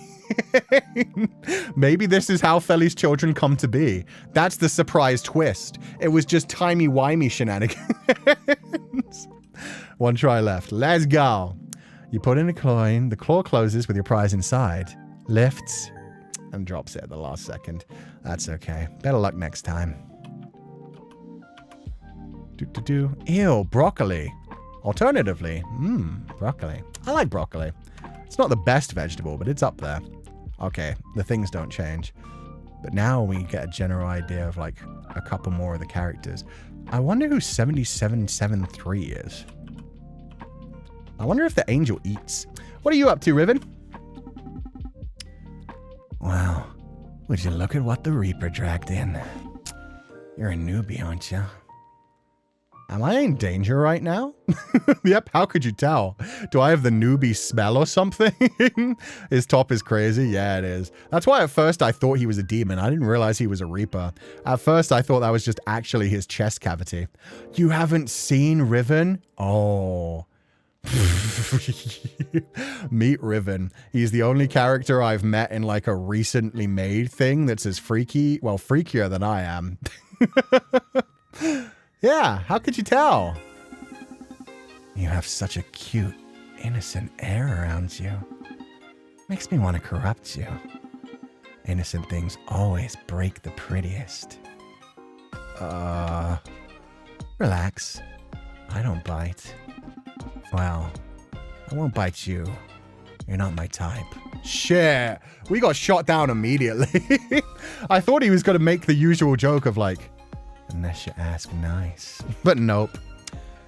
You're innocent, sure. But I need something more than that.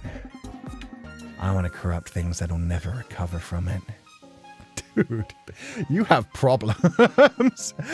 I didn't say I don't like the problems. Whatever's wrong with you, I wish to see more of it, specifically around Elion. Say, have you ever met a fallen angel? I don't think so. Neither have I. I want to make one with my own hands. Yo, the fucking yandere eyes! The way his like pupils got smaller.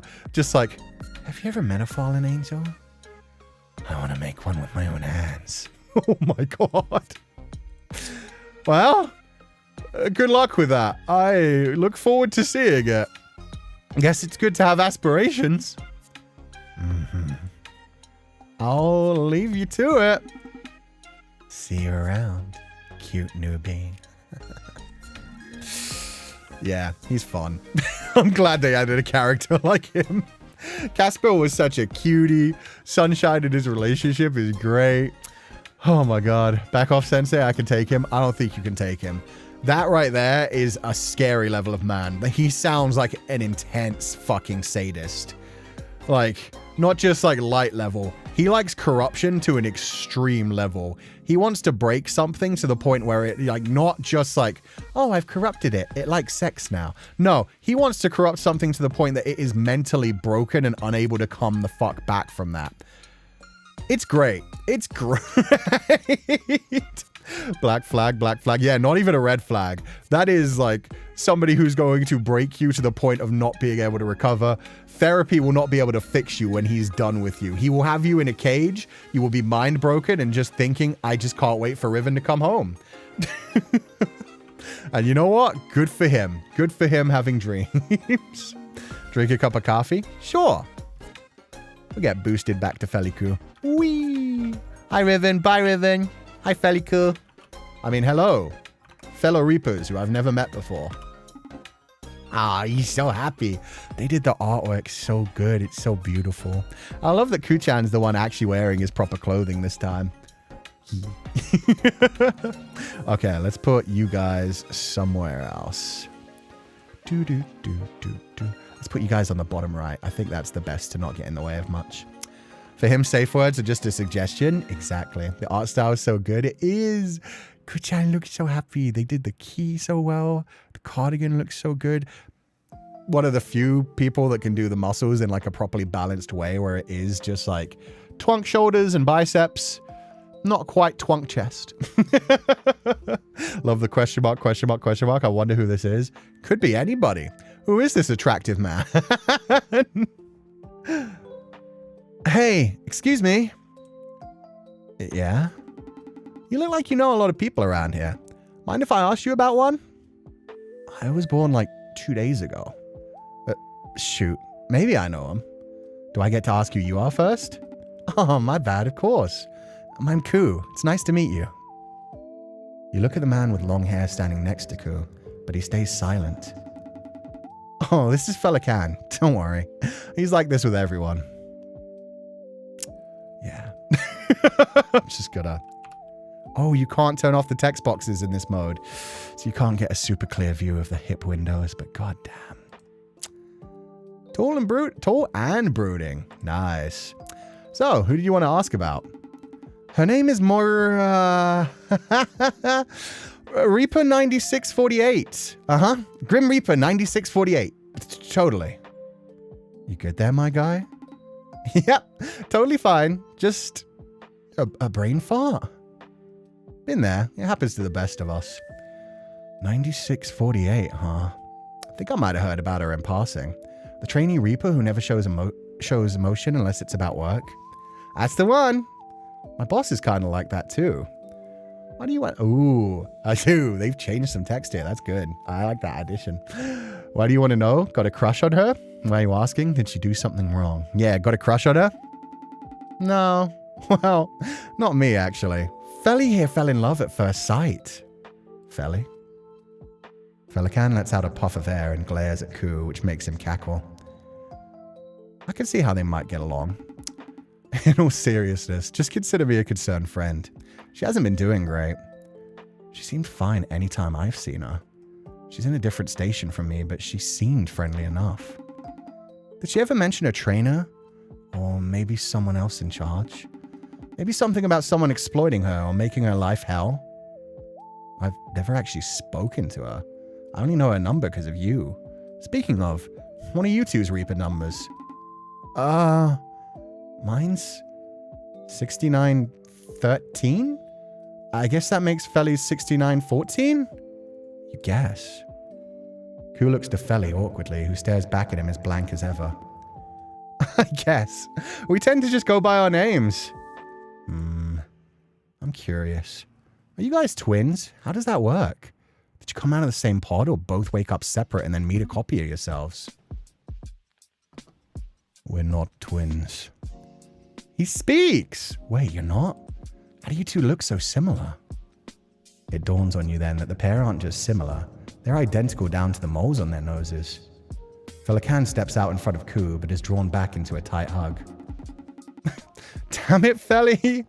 Quit telling people we're not brothers. I'm starting to feel... You didn't have to knee me. I just wanted a hug. We never get this chance. Anyway, sorry about him. He gets grumpy if he has to socialize. Cú grimaces, clearly uncomfortable as Féileacan stares daggers at you. If looks could kill, you might already be dead. Again. Anyway, how do we look? So what? So sexy? Good looking? Attractive? Calisthenics, good skincare, and a lot of water, my friend. Felly also wears eyeliner, but don't call him out on it. He's sensitive. You're looking pretty good yourself. Do you lift, or is it just cardio routine plus all the reaping? You're talking too much. And you're not helping. Why do you only ever speak to criticize me? Okay, you are brothers. That much is clear. Much as Felly likes to wish it wasn't so, we can't exist without each other. Sorry for the outburst. Don't worry about it. I have to ask, though, how does the twin thing work? I've never heard of twin reapers before. Oh, we don't work here. We work on the top side. You know, land of the living. You... What? How do you avoid the soul sickness? I was just learning about that today. I love this. So, sorry, little bit of backstory. I did write the dialogue for this, but Gabby was sweet enough, like, not to spoil any of the story for me. So I didn't know that they would have just learned about the soul sickness. I didn't know that 5012 was going to be their trainer. So there are, like, little lines of dialogue that they've added to make everything even smoother. So there are little lines where I'm like, oh, yeah, no, this has, like, fit in perfectly. Where I'm like, oh, they added that and it makes it work so much better. Soul sickness. Yeah, soul sickness. There's no way you stay away from the underworld all the time. Now I know you're lying to me. Who are you two? Hey, I think I left something over by the coffee machine. Can you check for me? Then I can tell you everything. Why does everyone here make me run their errands? Fine. We're waiting. Why do I have the feeling? I wonder if they actually put something here. There's nothing here. What's going on? I didn't write this in either. That's hilarious. They're just gone. You arrive back at the spot where Cú and Feli were a moment ago and find them gone. Huh. Well, whatever. They weren't the only suspicious people in the underworld, you suppose. You cheat? Yeah, no, they added that, and that's actually a really good way to make them disappear. They're pulling a runner. Yeah, that's so cute. They vamooshed. They skedaddled. They're just gone. Oh, man, I'm glad. That was a good introduction to them as well. Dimension hopper, am I right? I know, right? They just, like, cease to be. Who knows? Who knows? Player is so chill. I mean, you know, they've got 15 minutes to get to their boss at this point. It's just like, huh, these people are weird. And again, 5012 is weird. Pretty much everyone around here is weird. We've got Riven, who's tried a fucking angel. An angel who just feels above everything. But yeah, I love that they make you actually go to the side and then they're just gone. Since they probably dragged Feli to run. Yeah. What do you guys think of their interactions? It's nice to see them actually close to each other. Feli was doing something interesting. So it was nice doing the hug thing. And I got need. This is my kink. This is fun. You cheat? I don't know what you mean. I'm just playing it safe. Timey-wimey university shenanigans. It was a perfect entrance and exit. Yeah. They'll come back a few times. Don't worry. This isn't their only appearance. I'm sure this is the only time we see them in the demo, though. But it's so nice that they even managed to slip us in for the demo. Love it so much. Me too. It's so cool. It's not like Reapers are super normal, chill people. Exactly. They're all strange. They're very fucking obvious about it, though. That is so cool. That is so me. Just like, hey, can you tell us about this thing without knowing how to handle anything? It's like, I mean, time can restart anyway. It'll be fine. Feli feels like an aggressive pet Cú is taken to the park. If anything, yeah, I think I'm as emotional support animal. Do we get any more Feli Cú in the game beyond the demo? Yeah, they have a story arc going on in this game. So the way that I chose to write it, it's not like a super deep storyline. It's a storyline you'll get the basics out of throughout the game. So kind of like what we had in A Date with Death 1 when it comes to the character voice outside the bedroom, where you can read into some of the things that are going on, but you kind of have to like imagine the other things, and you guys can probably figure out exactly what's going on because they're asking about like one specific person and going in one direction with the questioning. So you guys know what me and Feli do. Whereas other people are just going to be like, who is this person? Like, what's going on? Their numbers 6913 and 6914. Yeah, that's why I found it funny when they brought up like which numbers they would choose with 0204, and he was immediately like, everybody in chat was like, it's going to be 6969. I'm sitting there thinking, oh, you don't know. It's already like canon in the game. This is related to the overarching story of Metamorphosis Lost 2. It's not like, it's canon to the story in that this is a lost soul and this is a tear dive for them. So it's canon in the fact that like, yeah, this is a thing that happens. This is a canon appearance of them dropping in, but it's not something that's got to be like written down in the story and doesn't like super connect to like the overarching story for Cú and Feli in like book 1. So yeah, it's just the fact that they are universe hoppers. They could technically go on any number of adventures that don't necessarily get like written down super deep. Don't worry, they're your goth and quirky uncles who live together, sleep in the same bed, and one speaks for the other. Plus, they are, like, not quite twins, but, like, beyond a level of twins. They literally have the exact same face. I even had to Google, like, can, like, fraternal twins share the same moles? And it was like, no, they can't. And I was like, oh, good. That's an immediate, like, whoopsie. Like a small side quest. Yeah, just like a small side quest on the side. Because the story of Book 1 of Metamorphosis Lost is going to take place over an entire year, but there's only going to be 5 souls that get reaped. There's a lot that, like, don't happen within that time. Love imagining people meeting Féileacán, having no idea about them, and getting to learn, wait, he was real? Then they find your streams. I know, right? They find the first stream, and they're like, oh, this is a VTuber? What the heck? Cool way to introduce it. I wonder if the elevator's working yet. Still out of order. I figured. Is there no Grim Reaper repairman around here? I guess not. We love a flexible canon. Yeah, it also means that I can just pop into any other world in the future. When will we have the full game? 2027, unfortunately. It's currently being planned to release Q1 2027, so we've still got like another 8 months to go until this game actually drops. They've got a lot that they're working on. This is just the demo for now, and they're about to release the Kickstarter at the end of this month / the beginning of next month. So yeah, they're about to like start collecting funding and see how much they can actually do. So yeah, I'd imagine there will be stretch goals for like different routes that they might add, different things that they might do, merchandise that they might be giving out as well as part of like the support campaign. So we'll see what they do when it comes to the Kickstarter, but for now it's planned for Q1 2027. There may be like additional things, DLC, other kind of things that get added to it to extend it as well, but yeah, I'm so excited for whenever it comes out. Head to 5012's office? Heck yes. But yeah, we were in the game. We got to see our appearance. That's so cute. Someday someone will say I started watching Sensei because I saw him in this game. Yeah, that'd be cute. The fans who were like, yeah, we learned about Féileacán from A Date with Death 2. Saw a silly guy, found out Féileacán and Cú is a VTuber. So many people discovered me for the first time because they're Brazilian. And yeah, the Féileacán was announced thing, and people were like, his name is Cú? That's so embarrassing. Please don't name him that. And then people were like correcting them and being like, wow, it means hound in Irish. And, you know, the name can't really be changed because he's a VTuber. So there were actually quite a few people who stumbled upon me. Like, I actually got a viewer spike in my shorts over that next like 4 or 5 days, and a bunch of comments from like Portuguese people coming in and being like, oh yeah, like, oh, nice to meet you. And then in Vietnamese as well. Yeah. It's happened with my friend, which is hilarious. I've been seeing that as well. Even the person who shared like the 4 memes of like the different characters, the response was also something along the lines of somebody being like, yeah, when they first announced them, I laughed at the name Cú. Then I found out like he's a VTuber and he seems like a chill guy. The Gecko brought in a lot of new people, especially on TikTok. The Gecko popped off on TikTok. I forget, there was a different one that popped off on YouTube as well that got us a lot of new viewers that was just like, oh.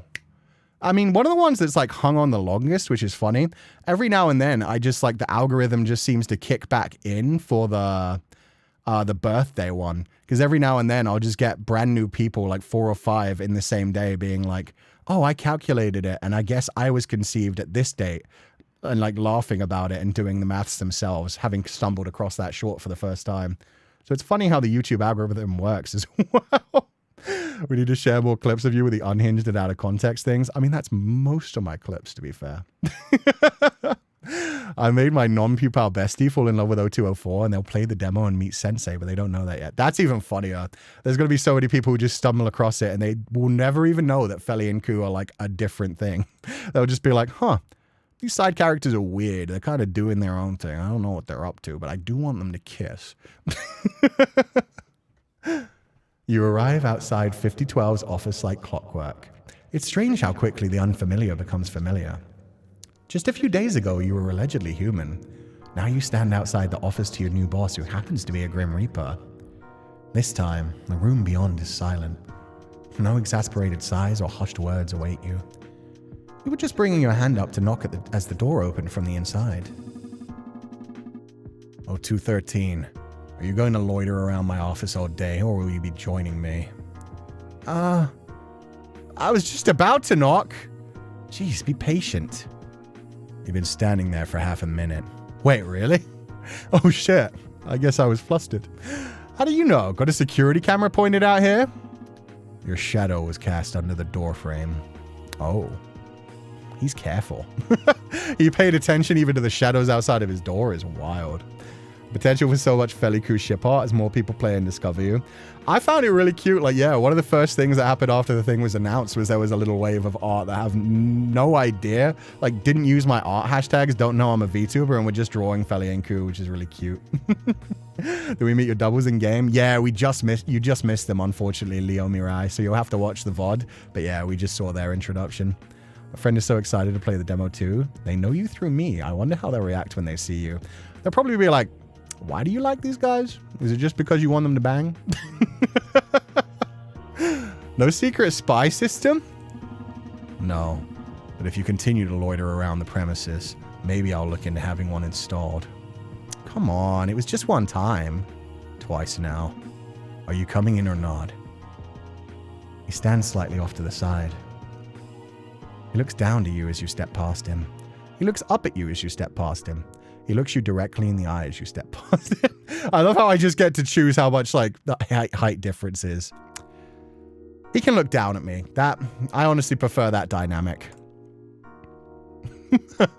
Just making it clear, like, yeah, no, I want him taller than my MC. I want to look up at him. So, stop shipping Féileacán and Cú, they're literally brothers. Said no one ever. How's things? What's your favorite color? You like rain? Do you like rain? Does it rain in the underworld? Do I like rain? That is what I asked, yes. I suppose if I'm indoors, I do not like to stand around in it. Fair, fair. Is that because owls don't like to fly in the rain? 0213. I believe you have a misconception about glamours. I'm not physically an owl. It is an illusion. The rain does not affect me. Right. Favorite vowel? Quiet. Yes, sir. Oh, God, 0204, why were you late? It gets really awkward when it's just me and him. Before either of you can continue, the door opens once again, and in strolls 0204, hands in his pockets. He smiles towards the two of you. Look at us, all nice and cozy, standing in an odd little triangle formation. How cute. Like a real team. Without a word, you see 5012 walk back towards his desk and pick up a stack of documents, which he brings over to the corkboard in the back of the room. We're going to connect the dots, guys. Maybe we should start kissing. Oh, wait, never mind. 0204 here. If anything, that's even more of a reason. Thought that owls can fly in the rain. They just can't echolocate very well. Yeah, I'd imagine it makes them hard to see that way. So probably they can fly in the rain. It's just not great for them. It doesn't really help them with their hunting. Up until now, you hadn't taken much notice of that. Your attention was usually on the man himself. Only now you peer in a little closer, and you see a variety of things.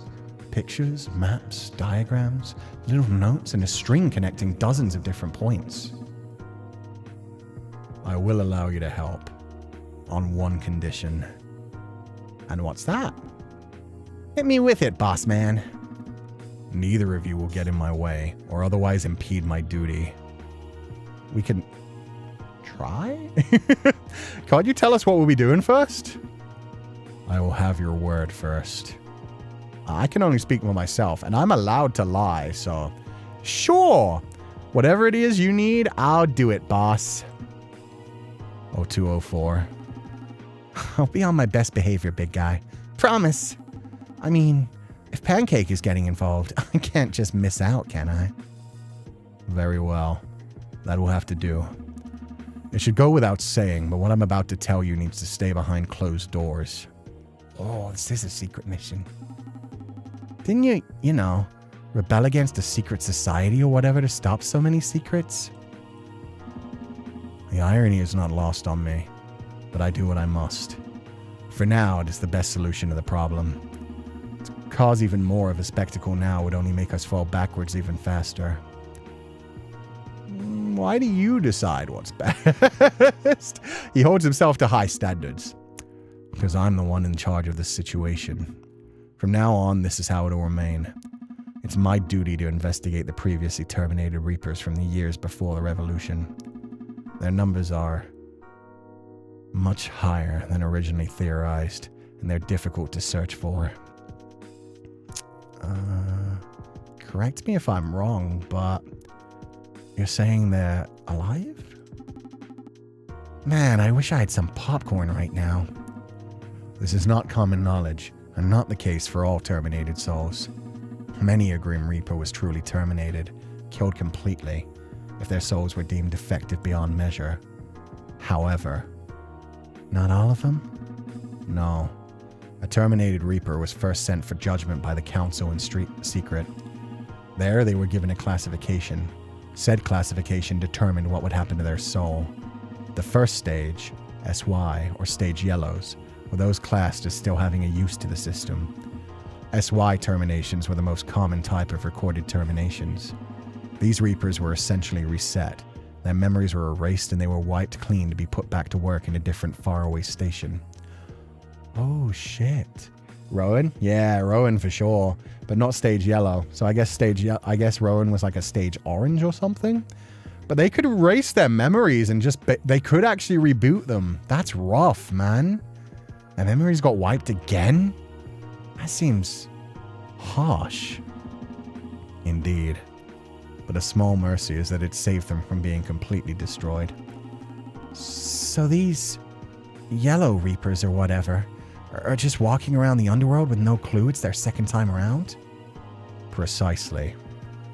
Bro, that is super messed up. There's more stages? Yes. SR or Stage Red is the second stage. Oh, they skip straight to Red. And the third and final stage is SB, Stage Black. Those are a little more rare, I guess? That is correct. SB Reapers were completely terminated, killed, disposed of. There's not a trace of their soul that remains. Never again will their soul be reborn to a new life, nor exist here in the underworld. Which just sees the SR guys. Those souls are the rarest type of terminated Reapers. They're wiped clean of their memories and moved into separate roles in the underworld, in distant and isolated areas. It's believed that SR Reapers were people the Council had grudges against. What better way to punish someone than to let them live after all? Rowan! Oh, buddy! This whole game is us trying to save Rowan? Oh, that's adorable. So you're trying to document them all? Rowan is SR then? Yeah. Because he still remembers everything. He still remembers, like, being the cutest Reaper. He's just separated from everyone and not able to go to the human realm anymore. Poor buddy. No.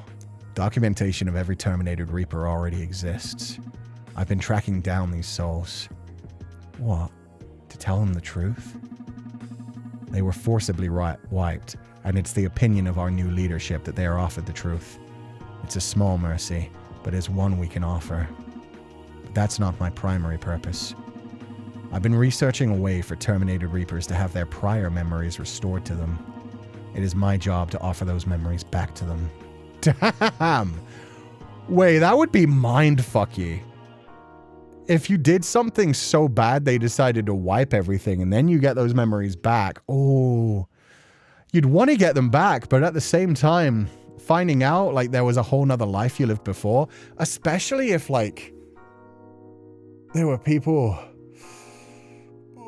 that had like lived for hundreds of years, like beyond human lives, did reasons to get their memories wiped and then remember things, but it's already far too late for them to actually go back to the life that they had before, kind of thing. Whatever they did, whatever like, especially if it's something similar to Rowan or other characters that get intertwined with humans or other Reapers and things like that. That could have some bad consequences. It could. It could. But at least, like you said, it's a small mercy, but it's something they can actually offer them. It's returning essentially the person that was deleted before, but then also you kind of have two people inside you at the same time. You'll have those original memories, but you've also already started to live an entirely different life. You're doing something nice? You? I didn't know you had it in you. I'm just doing what is just. Niceness does not come into the equation. It is right. It's very noble of you. I honestly feel proud to work under you. Yeah, I think you're nice, actually. Yeah, no, I honestly feel proud to work under him. That's awesome. If they just told everyone about this, maybe it would shake up the universe a bit too much. So people would start to panic and always question, like, what if some other ones haven't had their memories reset and just aren't being told kind of thing? But yeah, it would help to have, like, more people helping with this. Hope Leonie is alive and we can help her with Rowan and be reunited. To be fair, we don't know how long Casper's been working as a Soul Reaper. So, yeah, we don't know how long ago Leonie was. Yeesh. It's a privilege. I'm owed little credit. My task is proving more difficult than I anticipated. The SY Reapers are simple to track down as their documentation gives the exact location and station numbers. The only problem with them is the vast number of them. The true issue I'm having is with the SR Reapers. Their locations are shrouded in mystery. While we have some documentation, they're listed as either being voided or left afloat. What if I'm also an SY? What if they reset my memories? Maybe I remember Rowan? No, because Rowan said I was human at that point. Damn. Wonder if the memories will conflict or mesh together. Yeah. There are many questions about that.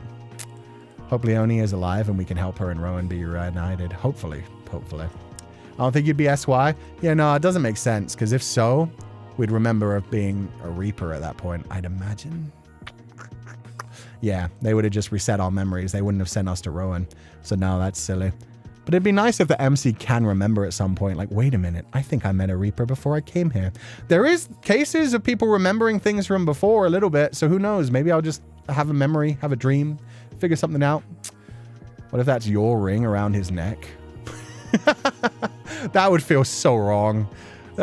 If they add that as the backstory to 5012, it would be interesting, don't get me wrong. If I had just had my memories erased and he's now training me, and maybe that would be why he would hate training me. It's like, damn it, I have to train my own past lover who's had their memories reset and we can't fix them. Maybe I'm like a special case where the memories can't be fixed. Because I was so far in the outskirts that Rowan had to send me back rather than to any normal Reaper. Who knows? Anyway. Well, we have some documentation. They're listed as either being voided or left afloat. Not ominous at all. Are they code names? It's likely. They are secret places that only the council members knew about themselves. Now they're gone and we're stuck digging through the mud in search of answers. Well, I, for one, am eager to help. It's like a big game of hide and seek. Finding these souls will not be mere child's play. Where do we even begin? Here. 5012 pins a few new sheets of paper to his board. Honestly, it's a miracle any more even fit. You see a small list of Reaper numbers, some with station numbers attached to them and some without. You notice the one on top has an extra note. Voided. Familiarize yourself with these Reapers. They're the initial set of yellow and red terminations I'm looking for. This is a long-term project. Do not expect to turn up tomorrow and fix everything. The world does not work like that. Our job is to help and restore the memories of these Reapers. We will work on the yellow ones while searching for the red ones. Who's that voided one? How many SR have you found so far? How'd you ever do this all alone? Who's the voided one? That I'm curious about. What if one of them's Riven? A favor and a challenge. Okay, see that. A favor sounds like it's...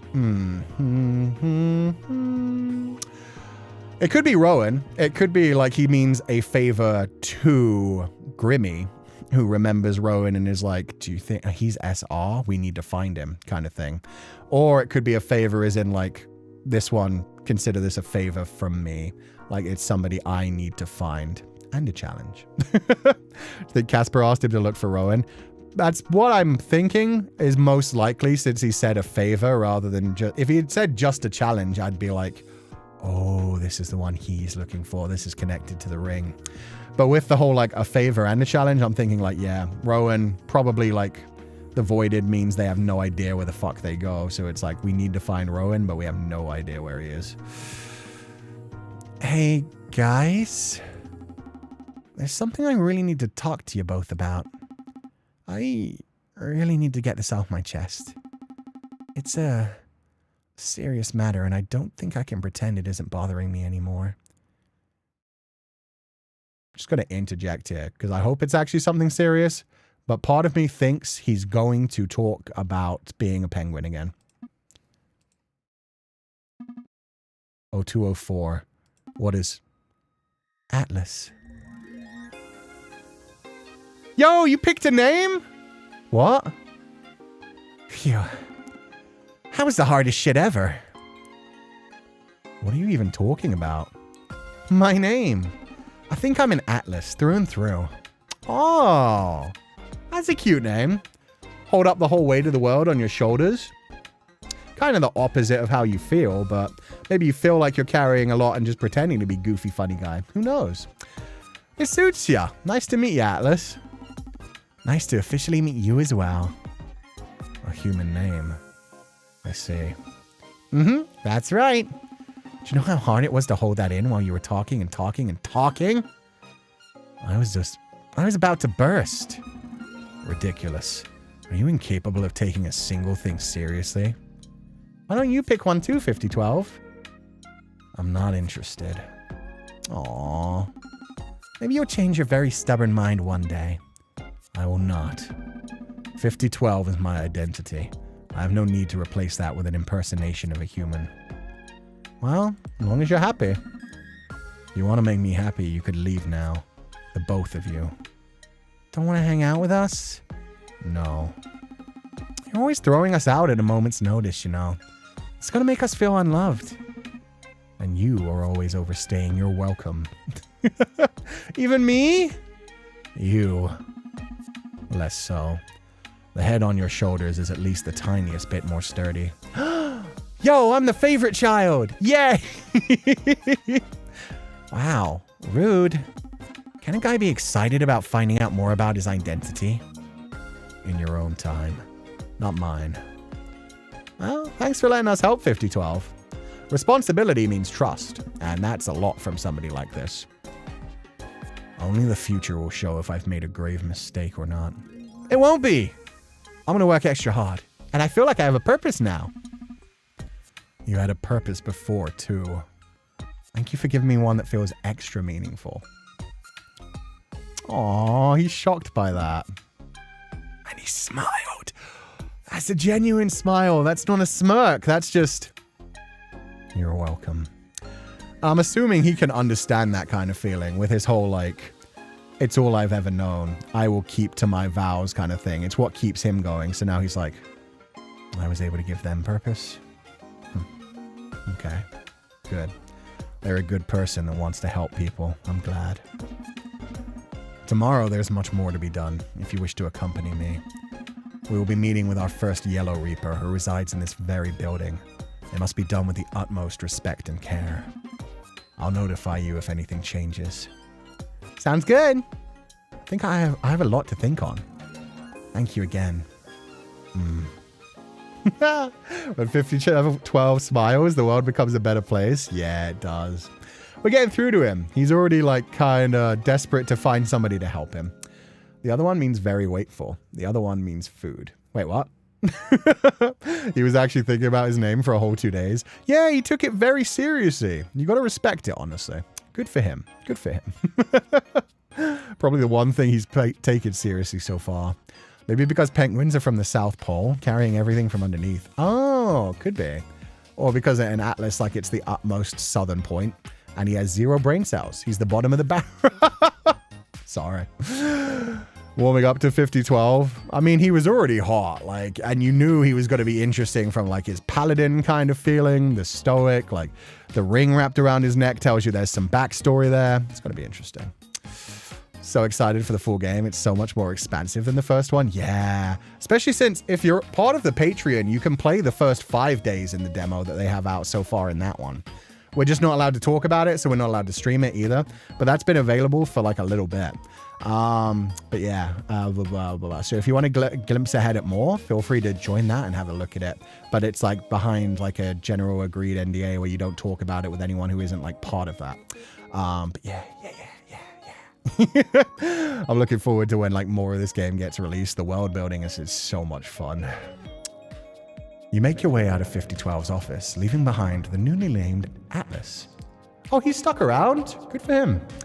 There's a small part of you that thinks you probably should have dragged him out with you, but you're sure 5012 can deal with him. Maybe they have more to discuss. Who knows? The cow! Yay. We got the cow and the axolotl now. You flop down on your bed and think of your day. Terminated Reapers are all over the underworld with no idea they're living a second life down here. And now it's your job to help them. But what would come tomorrow? That would come tomorrow. Today it was time to rest, at least for a little while. Was that secretly day 2? Rowan's place. When your eyes open again, you see a vast space of infinite white. You don't recognize it. Your mind feels groggy, slow, weighed down by something impossible. Just what is this space? You're struggling to contemplate that question when you see a person ahead of you. He turns, surprise evident on his face. Wow, what are you doing here? That's a good question. I don't know. How do you even remember? Wait a second. Oh my gosh, you're dreaming. Oh, I'm asleep right now? Okay, that makes more sense. Who are you, by the way? A certain someone. Wait! Don't tell me we're fucking Leone. No, Gabby wouldn't do that. No, you can't be that cruel. You can't be that fucking evil. What if we're what if we're Leone? What if we're Leone? Oh no, what if we're the only one who's actually seen Rowan because our soul was drawn to him? There's no way. I don't know, man. It would make him the second... Oh, that would give like a canonical ending though. Although technically we wouldn't be Leone because we'd have like new memories. And that would beg the question of like, if I get reminded of my human memories, like, do I go back to Rowan? Do I? This is worse. Yeah, no, probably not. Probably not. I'm just thinking of the drama. The characters are already joking about like the love triangle that's blowing up. But if there was like a true love from a past life, it's just the way he said a certain someone. It's like, it feels deeper than just like, don't worry about it. A certain someone. Are you real? You're the one who's dreaming right now. What do you think? You seem kind of real. Who knows? What's real and what's fake at the end of the day anyway? Are you having a fun time in the underworld, newbie Reaper? Oh! I hate reading all of this. Well, it's probably nowhere near true, and I'm just like hurting myself. But I'm imagining this as being Rowan, who knows like, oh, I can't tell them who they were in the real world. They're living a different life now. It's better for them if they don't remember me. It's better for them if they get to live a life in the Reaper world. How'd you know about that? I have magical powers. You can call me 2471. I'm a Grim Reaper too. 2471. That sounds oddly familiar. Oh, really? Maybe we met in a previous life. What are you doing here? You tell me. This is your dream, isn't it? I don't know how you got here, by the way, but I'm pretty impressed. I might have to give up my title of smartest Grim Reaper in the Liminal Zone. Ooh. At least you're still the cutest, buddy. Anyway, hey, you didn't answer my question. Are you enjoying your new life? It's fun. It's been fun. I'm 0213, by the way. Though I also have a human name, too. Pancake. Pancake, huh? What a cute name. Well, it's nice to meet you again, Pancake. Identity is a strange thing, isn't it? Especially for a Reaper. What do you mean? Well, you have your Reaper name, your chosen human name, and all the names you were given before that. How confusing. Oh, that does twist the knife a bit more if he's thinking, oh, you didn't think up Leone. You created Pancake. Ugh. What's the most real one? I think about it all the time. What do you think? Wow. Pancake feels right. I chose it. I feel the most like 0213. Maybe the names I was given before. How many times was I reborn as a human before I choose to break the cycle? How many times was I reborn as a human before I chose to break the cycle and become this? And now, will I ever know them all? It's important for me to. That is the question, isn't it? Who are you, 0213?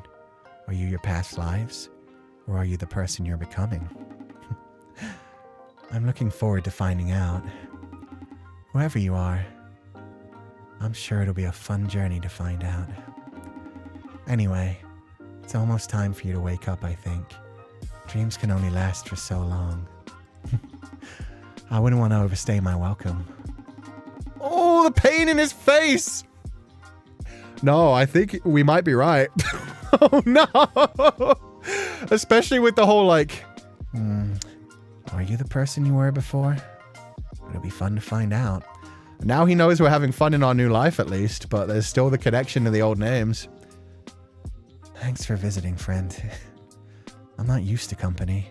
I wasn't expecting any, so... It was a nice surprise. I can't be sure we'll meet again, but if you do find your way back here, I'll be waiting. It does get kind of lonely around here. Bye-bye. Oh, Rowan! Probably still completely wrong. We're probably hurting ourselves. The fact that it ends there, too. Good job. Good job to all of the team who worked. Jesus Christ, there's so many people now. I remember there being so many less before, but damn. Fuyude still killing it with the artwork. Oh my god. Rowan, my baby boy. I know. It doesn't even matter if we are actually Leone, or we were actually Leone, I should say. What does matter is we gotta save Rowan. He was so cute. He was so sweet. And the fact that we're now seeing him in our dreams, ooh. That might actually destroy me. Oh, what did Chewing say? It got deleted before I saw it. I love the writing, but it's hurting. I don't even know the whole backstory. That's the best thing. The best thing is, like, we don't even know how close we are to the truth, or if we're just stabbing ourselves for no reason. Oh, God. This is so soul-crushing. Yeah. Either way, poor Rowan is being tortured, and Leone is probably already gone. Yeesh. Kuchan VA is Tascaru despite the plane. Thank you. I like Rowan as a character. It's fun to do his soft boy voice every now and then. So that is why the beginning part really tells us that our memories are going to be completely wiped out. Maybe. But I wonder, if they can bring back a Reaper's, like, erased memories, could they technically bring back a human's lost memories if the Reaper decides they want to know about their human's lost memories? And then there's also the fact that, like, they're right. You have multiple lives before that. It's not like you're just born and then immediately decide to become a Reaper. The cycle of reincarnation means that if you did remember your past memories, would you remember all of them? Would you just, like, recover your most recent one? Or would it be like, boom, suddenly you have the memories of, like, several dozen humans in your brain? You remember, like, dying as a child in the 1600s. You remember, like, living to an old age in, like, the 1000s. You remember being around in, like, ancient Mesopotamian times. It'd be so confusing. So confusing. Don't even know the whole story and I'm crying. Well, at least there's a chance to save Rowan. Whew. Now I kind of wish that Rowan was still available. They released a plushie of Rowan a while ago and I didn't grab it in time. I'd forgotten about it and put it out of my mind, and then they announced that it was out of sale and I was like, shit, I missed one of the plushies. What if the MC is like a descendant of Leone and this is the way of still looking after her and what was left of her? That would be interesting as well. Could be anything. It could be anything at this point. So looking forward to the full game. Yeah, me too. Now to wait a year to find out if you were right or wrong. So true. It could be so long. What if there's special dialogue if you named yourself Leone is what I said. Oh! That would be wild. But now I'm thinking on if there's no option to do so, right? No, there's an option. You can name yourself. I named myself Pancake. So you're right. You could totally name yourself Leone. I don't think they'd put it into the demo. Because I think even if that was like, if that does turn out to be the story, I think that's something they'd only do in like the full release where it's like, okay, now we'll let you like get that. If it happened in the demo, everybody would be spoiled on the twist before it even happened. And to be fair, like the twist idea is very like tenuous. It's not really, there aren't many things that actually suggest that that's true. It's just, I was thinking maximum angst points. Because in general, he's just reflecting on the idea of like who you were before, who you are now. We're going to meet more Reapers that have had their pasts erased and are going to remember their past. So it all ties into the general idea of the story. It doesn't necessarily like suggest we actually were Leone at any point in the past. But yeah, I think if anything, it wouldn't work in the demo, but maybe we should name ourselves Leone when we play the full game. Just to be like, let's see if like it changes slightly from the demo and he looks like extra surprised or extra sad. Or it's like, Leone, I love that name. Why did you choose to name yourself that? Oh, it just felt right. So you don't remember any. Oh, okay. Understood. That would be sick though. That's a good way to add an Easter egg for like a second playthrough if you are Leone in this game. It's a possibility their mind will not be able to handle that and go insane. Yeah, I can barely remember like the shit I put into my brain nowadays. If you had a love of a past life and a love of a recent life, how would you even begin to choose which love to follow? Exactly. That's the thing. You are a different person, and that's what 5012 is kind of like putting forward as his belief in things. It's like, why would I care if there was a human life before this? I'm 5012. That's all I've ever known. That's all I am. It's the same thing as being reincarnated. You shouldn't be held to like what your previous life did. It's just a beautiful thing that you got to do one time and then you let it go. It's just, it kind of breaks when you have Reapers who are immortal, who have to like, in Rowan's case, he would have like, even if everything had gone absolutely perfectly, and even if everything goes absolutely perfect with like Casper and Sunshine, I mean, there is technically an ending. I don't know if I should talk about that. There's a different ending where Sunshine isn't quite human either. I mean, oh, my brain. But yeah, I mean, there's, you know, there's things. There is an A24 movie with that exact plot. Yeah. And it sucks. If you mean the one that I'm talking about. If you mean the one where like the woman has like had a love of her life when she was a child. He passed away in the war. And then they go to heaven and it's like she's remarried and had a full family with like children and grandchildren and then passed away and her current husband like shows up. That's the one. Yeah, that one sucked. That one sucked. And it's a shame because that storyline could have been written in such a good way. Honestly, a different A24 movie that's literally called Past Lives, which doesn't have to do with reincarnation, handles it way better. The acting is better. The writing is better. It's just about, so it's in one life, but it's like a girl who was like really attached to this boy while they were younger. She moved away to a different country and eventually fell in love with a completely different man, had a wonderful life together. But then her old like childhood friend comes to visit and she realizes that they still have this incredible like deep connection. And it's actually, it is done so well because it's such a real human feeling as well. Instead of like the whole like reincarnation thing, it is just very much a thing of like, oh, you still love this man, but you also love this other person. And so it's like, what do you do at that point? It just kind of hurts, even though you're still lucky. Like, I won't talk about like how that movie ends or which direction it goes, but it was handled incredibly well to show her pain throughout everything and like the deep emotional connections that are going on between all the characters, because they're all well written. They're all decent characters who are going through it and understanding what the other one's going through. So that's a brilliant version of that. That's just literally called Past Lives. I'm pretty sure that was an A24 movie as well. That movie was really good. It was so beautiful. Storyline of having to work even after death reminds me of the anime Hozoki's Cool-Headedness. I wonder if Sensei has seen it. I haven't actually seen that one, but I feel like there are a lot of premises where it is like you go to hell or afterlife, heaven, whatever, and then you get like forced to take on some sort of role. There are also some really good like short movies that are like that as well. I forget what it was called, but there's like a really good short movie which is hosted on the YouTube channel Dust. Sorry that I forget the name of it, but it was basically about a world where when you die, you get to choose whether you reincarnate or whether you become kind of like a bureaucrat for the dead world, where you get people to like talk about their life and then assign them either going to hell or going to heaven, essentially. And the storyline deals with like a man who is judging the life of his own son and like isn't supposed to be on that case, but managed to like slip through the bureaucratic red tape and get himself there and see the effect that like his own life as his father had on his child.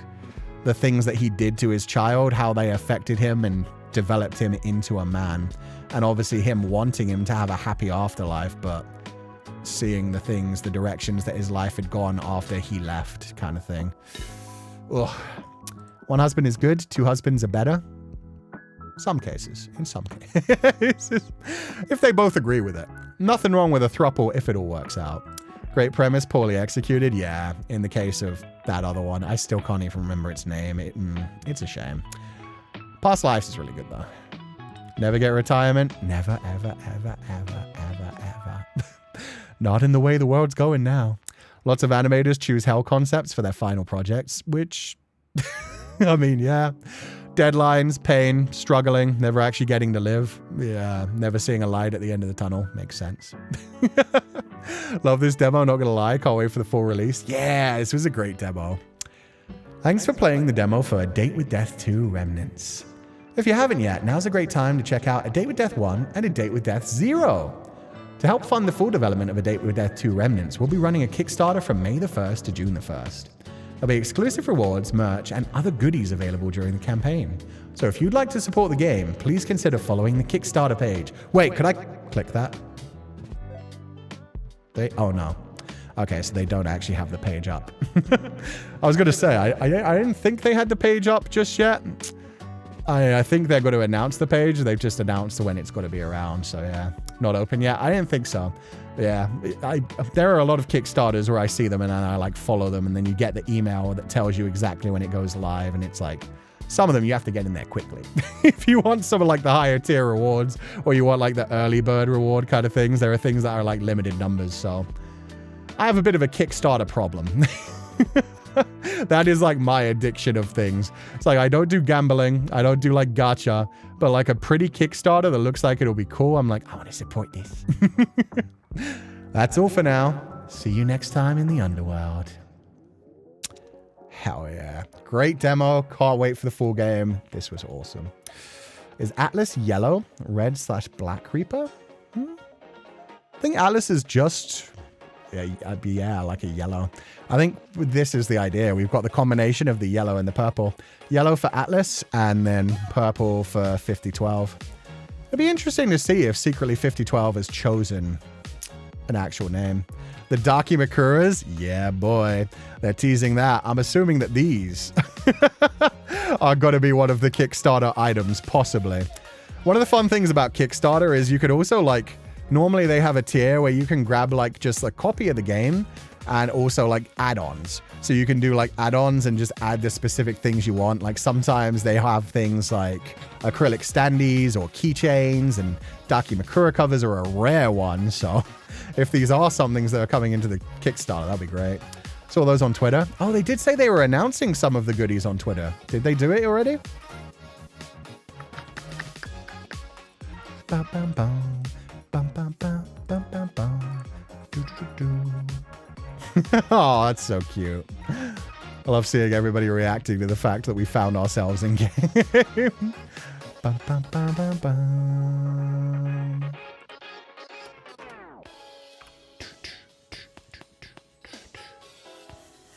Oh yeah, they announced it 13 hours ago. How did I miss that? We're launching a Kickstarter to fund A Date with Death 2 Remnants. That means brand new merch for all of you. Here's a closer look at our double-sided body pillow featuring 5012 and 0204. God, they did 5012 so well there. Phew. I'll link it to you guys in chat too. There you go, guys. It's the 5012 Darky safe for work. Yeah, he's wearing trousers. He's just topless. 0204, Atlas. Not quite topless. He's still wearing his thing, but you know, you still get to see a lot of the body. Neither one. I'm surprised. I thought Atlas would be looking like more suggestive, more flirtatious. 5012, pretty much what I expected. Looking away, just like, why are you staring at me like that? Double-sided, yeah. So it's just you get one Darky and you just like flip it over, deciding on which man you want. What if white is for Rowan? Yeah, they do have the gray in the middle. Like on every, because yeah, some of them have like these little gray boxes. And I mean, right here, they've got the black instead of the gray. But yeah, when you're like in the main game, it does have like 3 boxes where it's like yellow, gray, purple. So the gray may be Rowan, the third love interest that we don't know about yet. Ugh. So you go inside the Darky cover, you'd be sandwiched by both of them. You might also suffocate. For safety reasons, be careful about stuffing your head in a pillowcase. What do you mean the other one? Were you expecting something spicier? Who knows? The fun thing about 2.5 Studios is they have done some spicy things. They have like occasionally like given us like spicy patches and like some artwork, which is like full on like, you know, adult, rated R18. So there's always the chance, you never know. I don't think you can actually have adult content on Kickstarter, so I don't think it will be.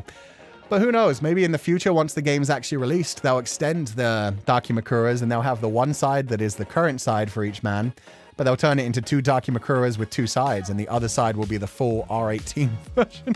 No clothing on kind of thing. A Rowan root would hit kind of hard, it would.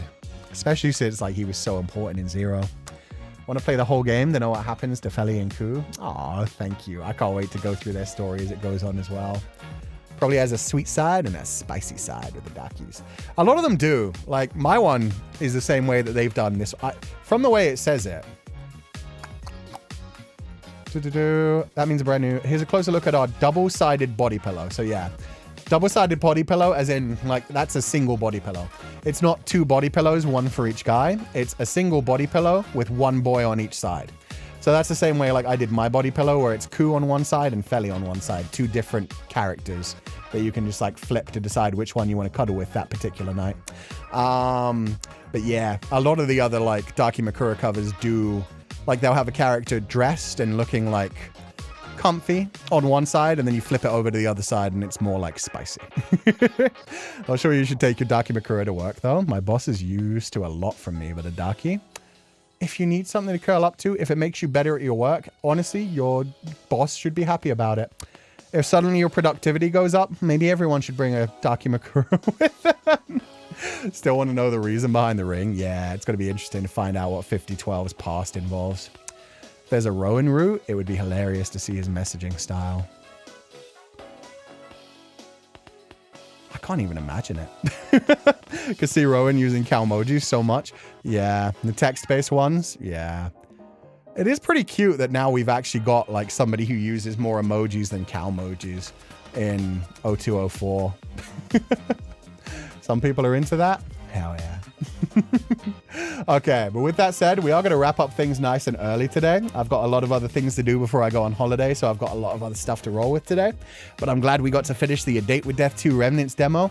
We got to see Féileacán and Cú, and yeah, it is setting up to be a wonderful game with a big, expansive universe. So thank you guys so much for being here. We're going to be back tomorrow, and remember, tomorrow is going to be 2 hours early. So I'm going to set up my stream today bright and early to make sure you guys are all prepared for that. But tomorrow it is going to be at 1 p.m. GMT, which is 8 a.m. EST, and I think 9 p.m. in JST. So just 2 hours before our normal stream time. We're going to start early on Pragmata, and I'm basically just going to try and play as much of the game as I can. If we can finish it in that one final day, that's awesome.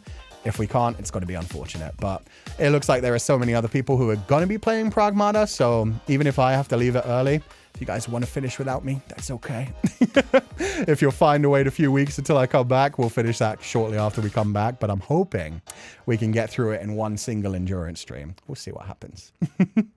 But thank you guys so much for being here.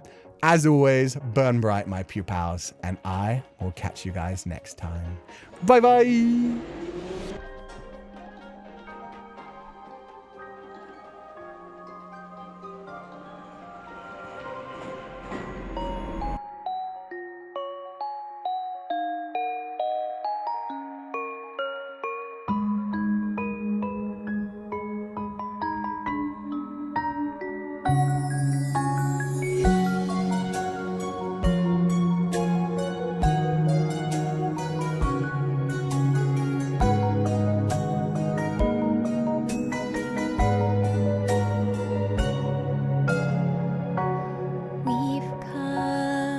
Such a long way together, walked the roads and saw the days go by before we had a chance to find a separate meaning.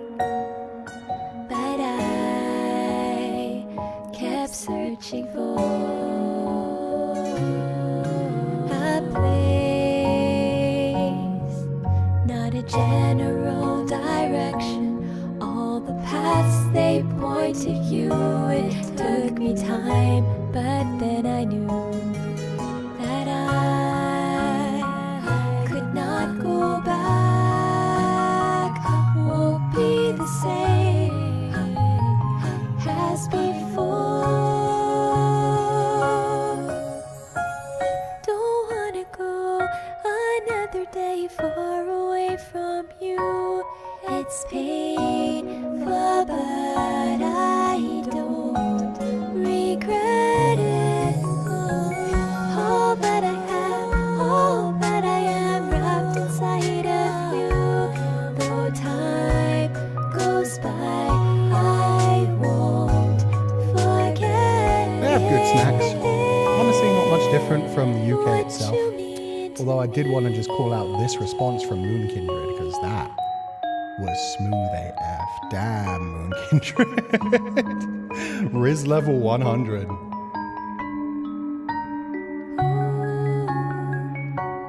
If I rest my head upon your shoulder, let the tears fall down and hide away inside your open arms, to stay like this forever, to grasp at one more day,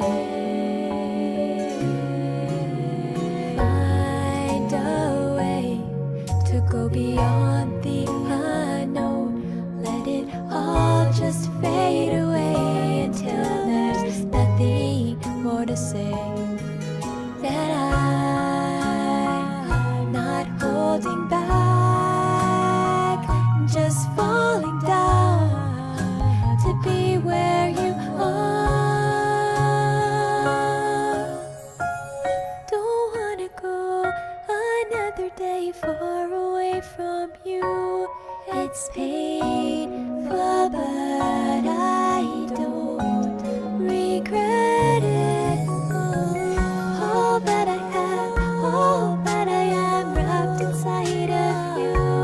Though time goes by, I won't forget it. What you mean to me. On the road, I don't wanna go alone. No, through the changing weather, we stay so warm. Is it really true? Then again, you always knew. too. I like having some emergency snacks while traveling. That sounds nice and delicious. Away from you, it's painful, but I don't regret it. All that I have, all that I am, wrapped inside of you. Though time goes by, I won't forget it. What you mean to me.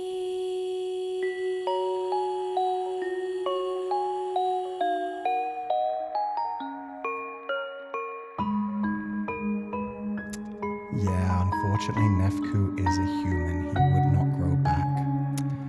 But thankfully, you guys are pupals. If you get eaten, you grow right back. After all, that's what you mean to me. Sweet dreams, pupils. Burn bright, everyone. Put those guns away.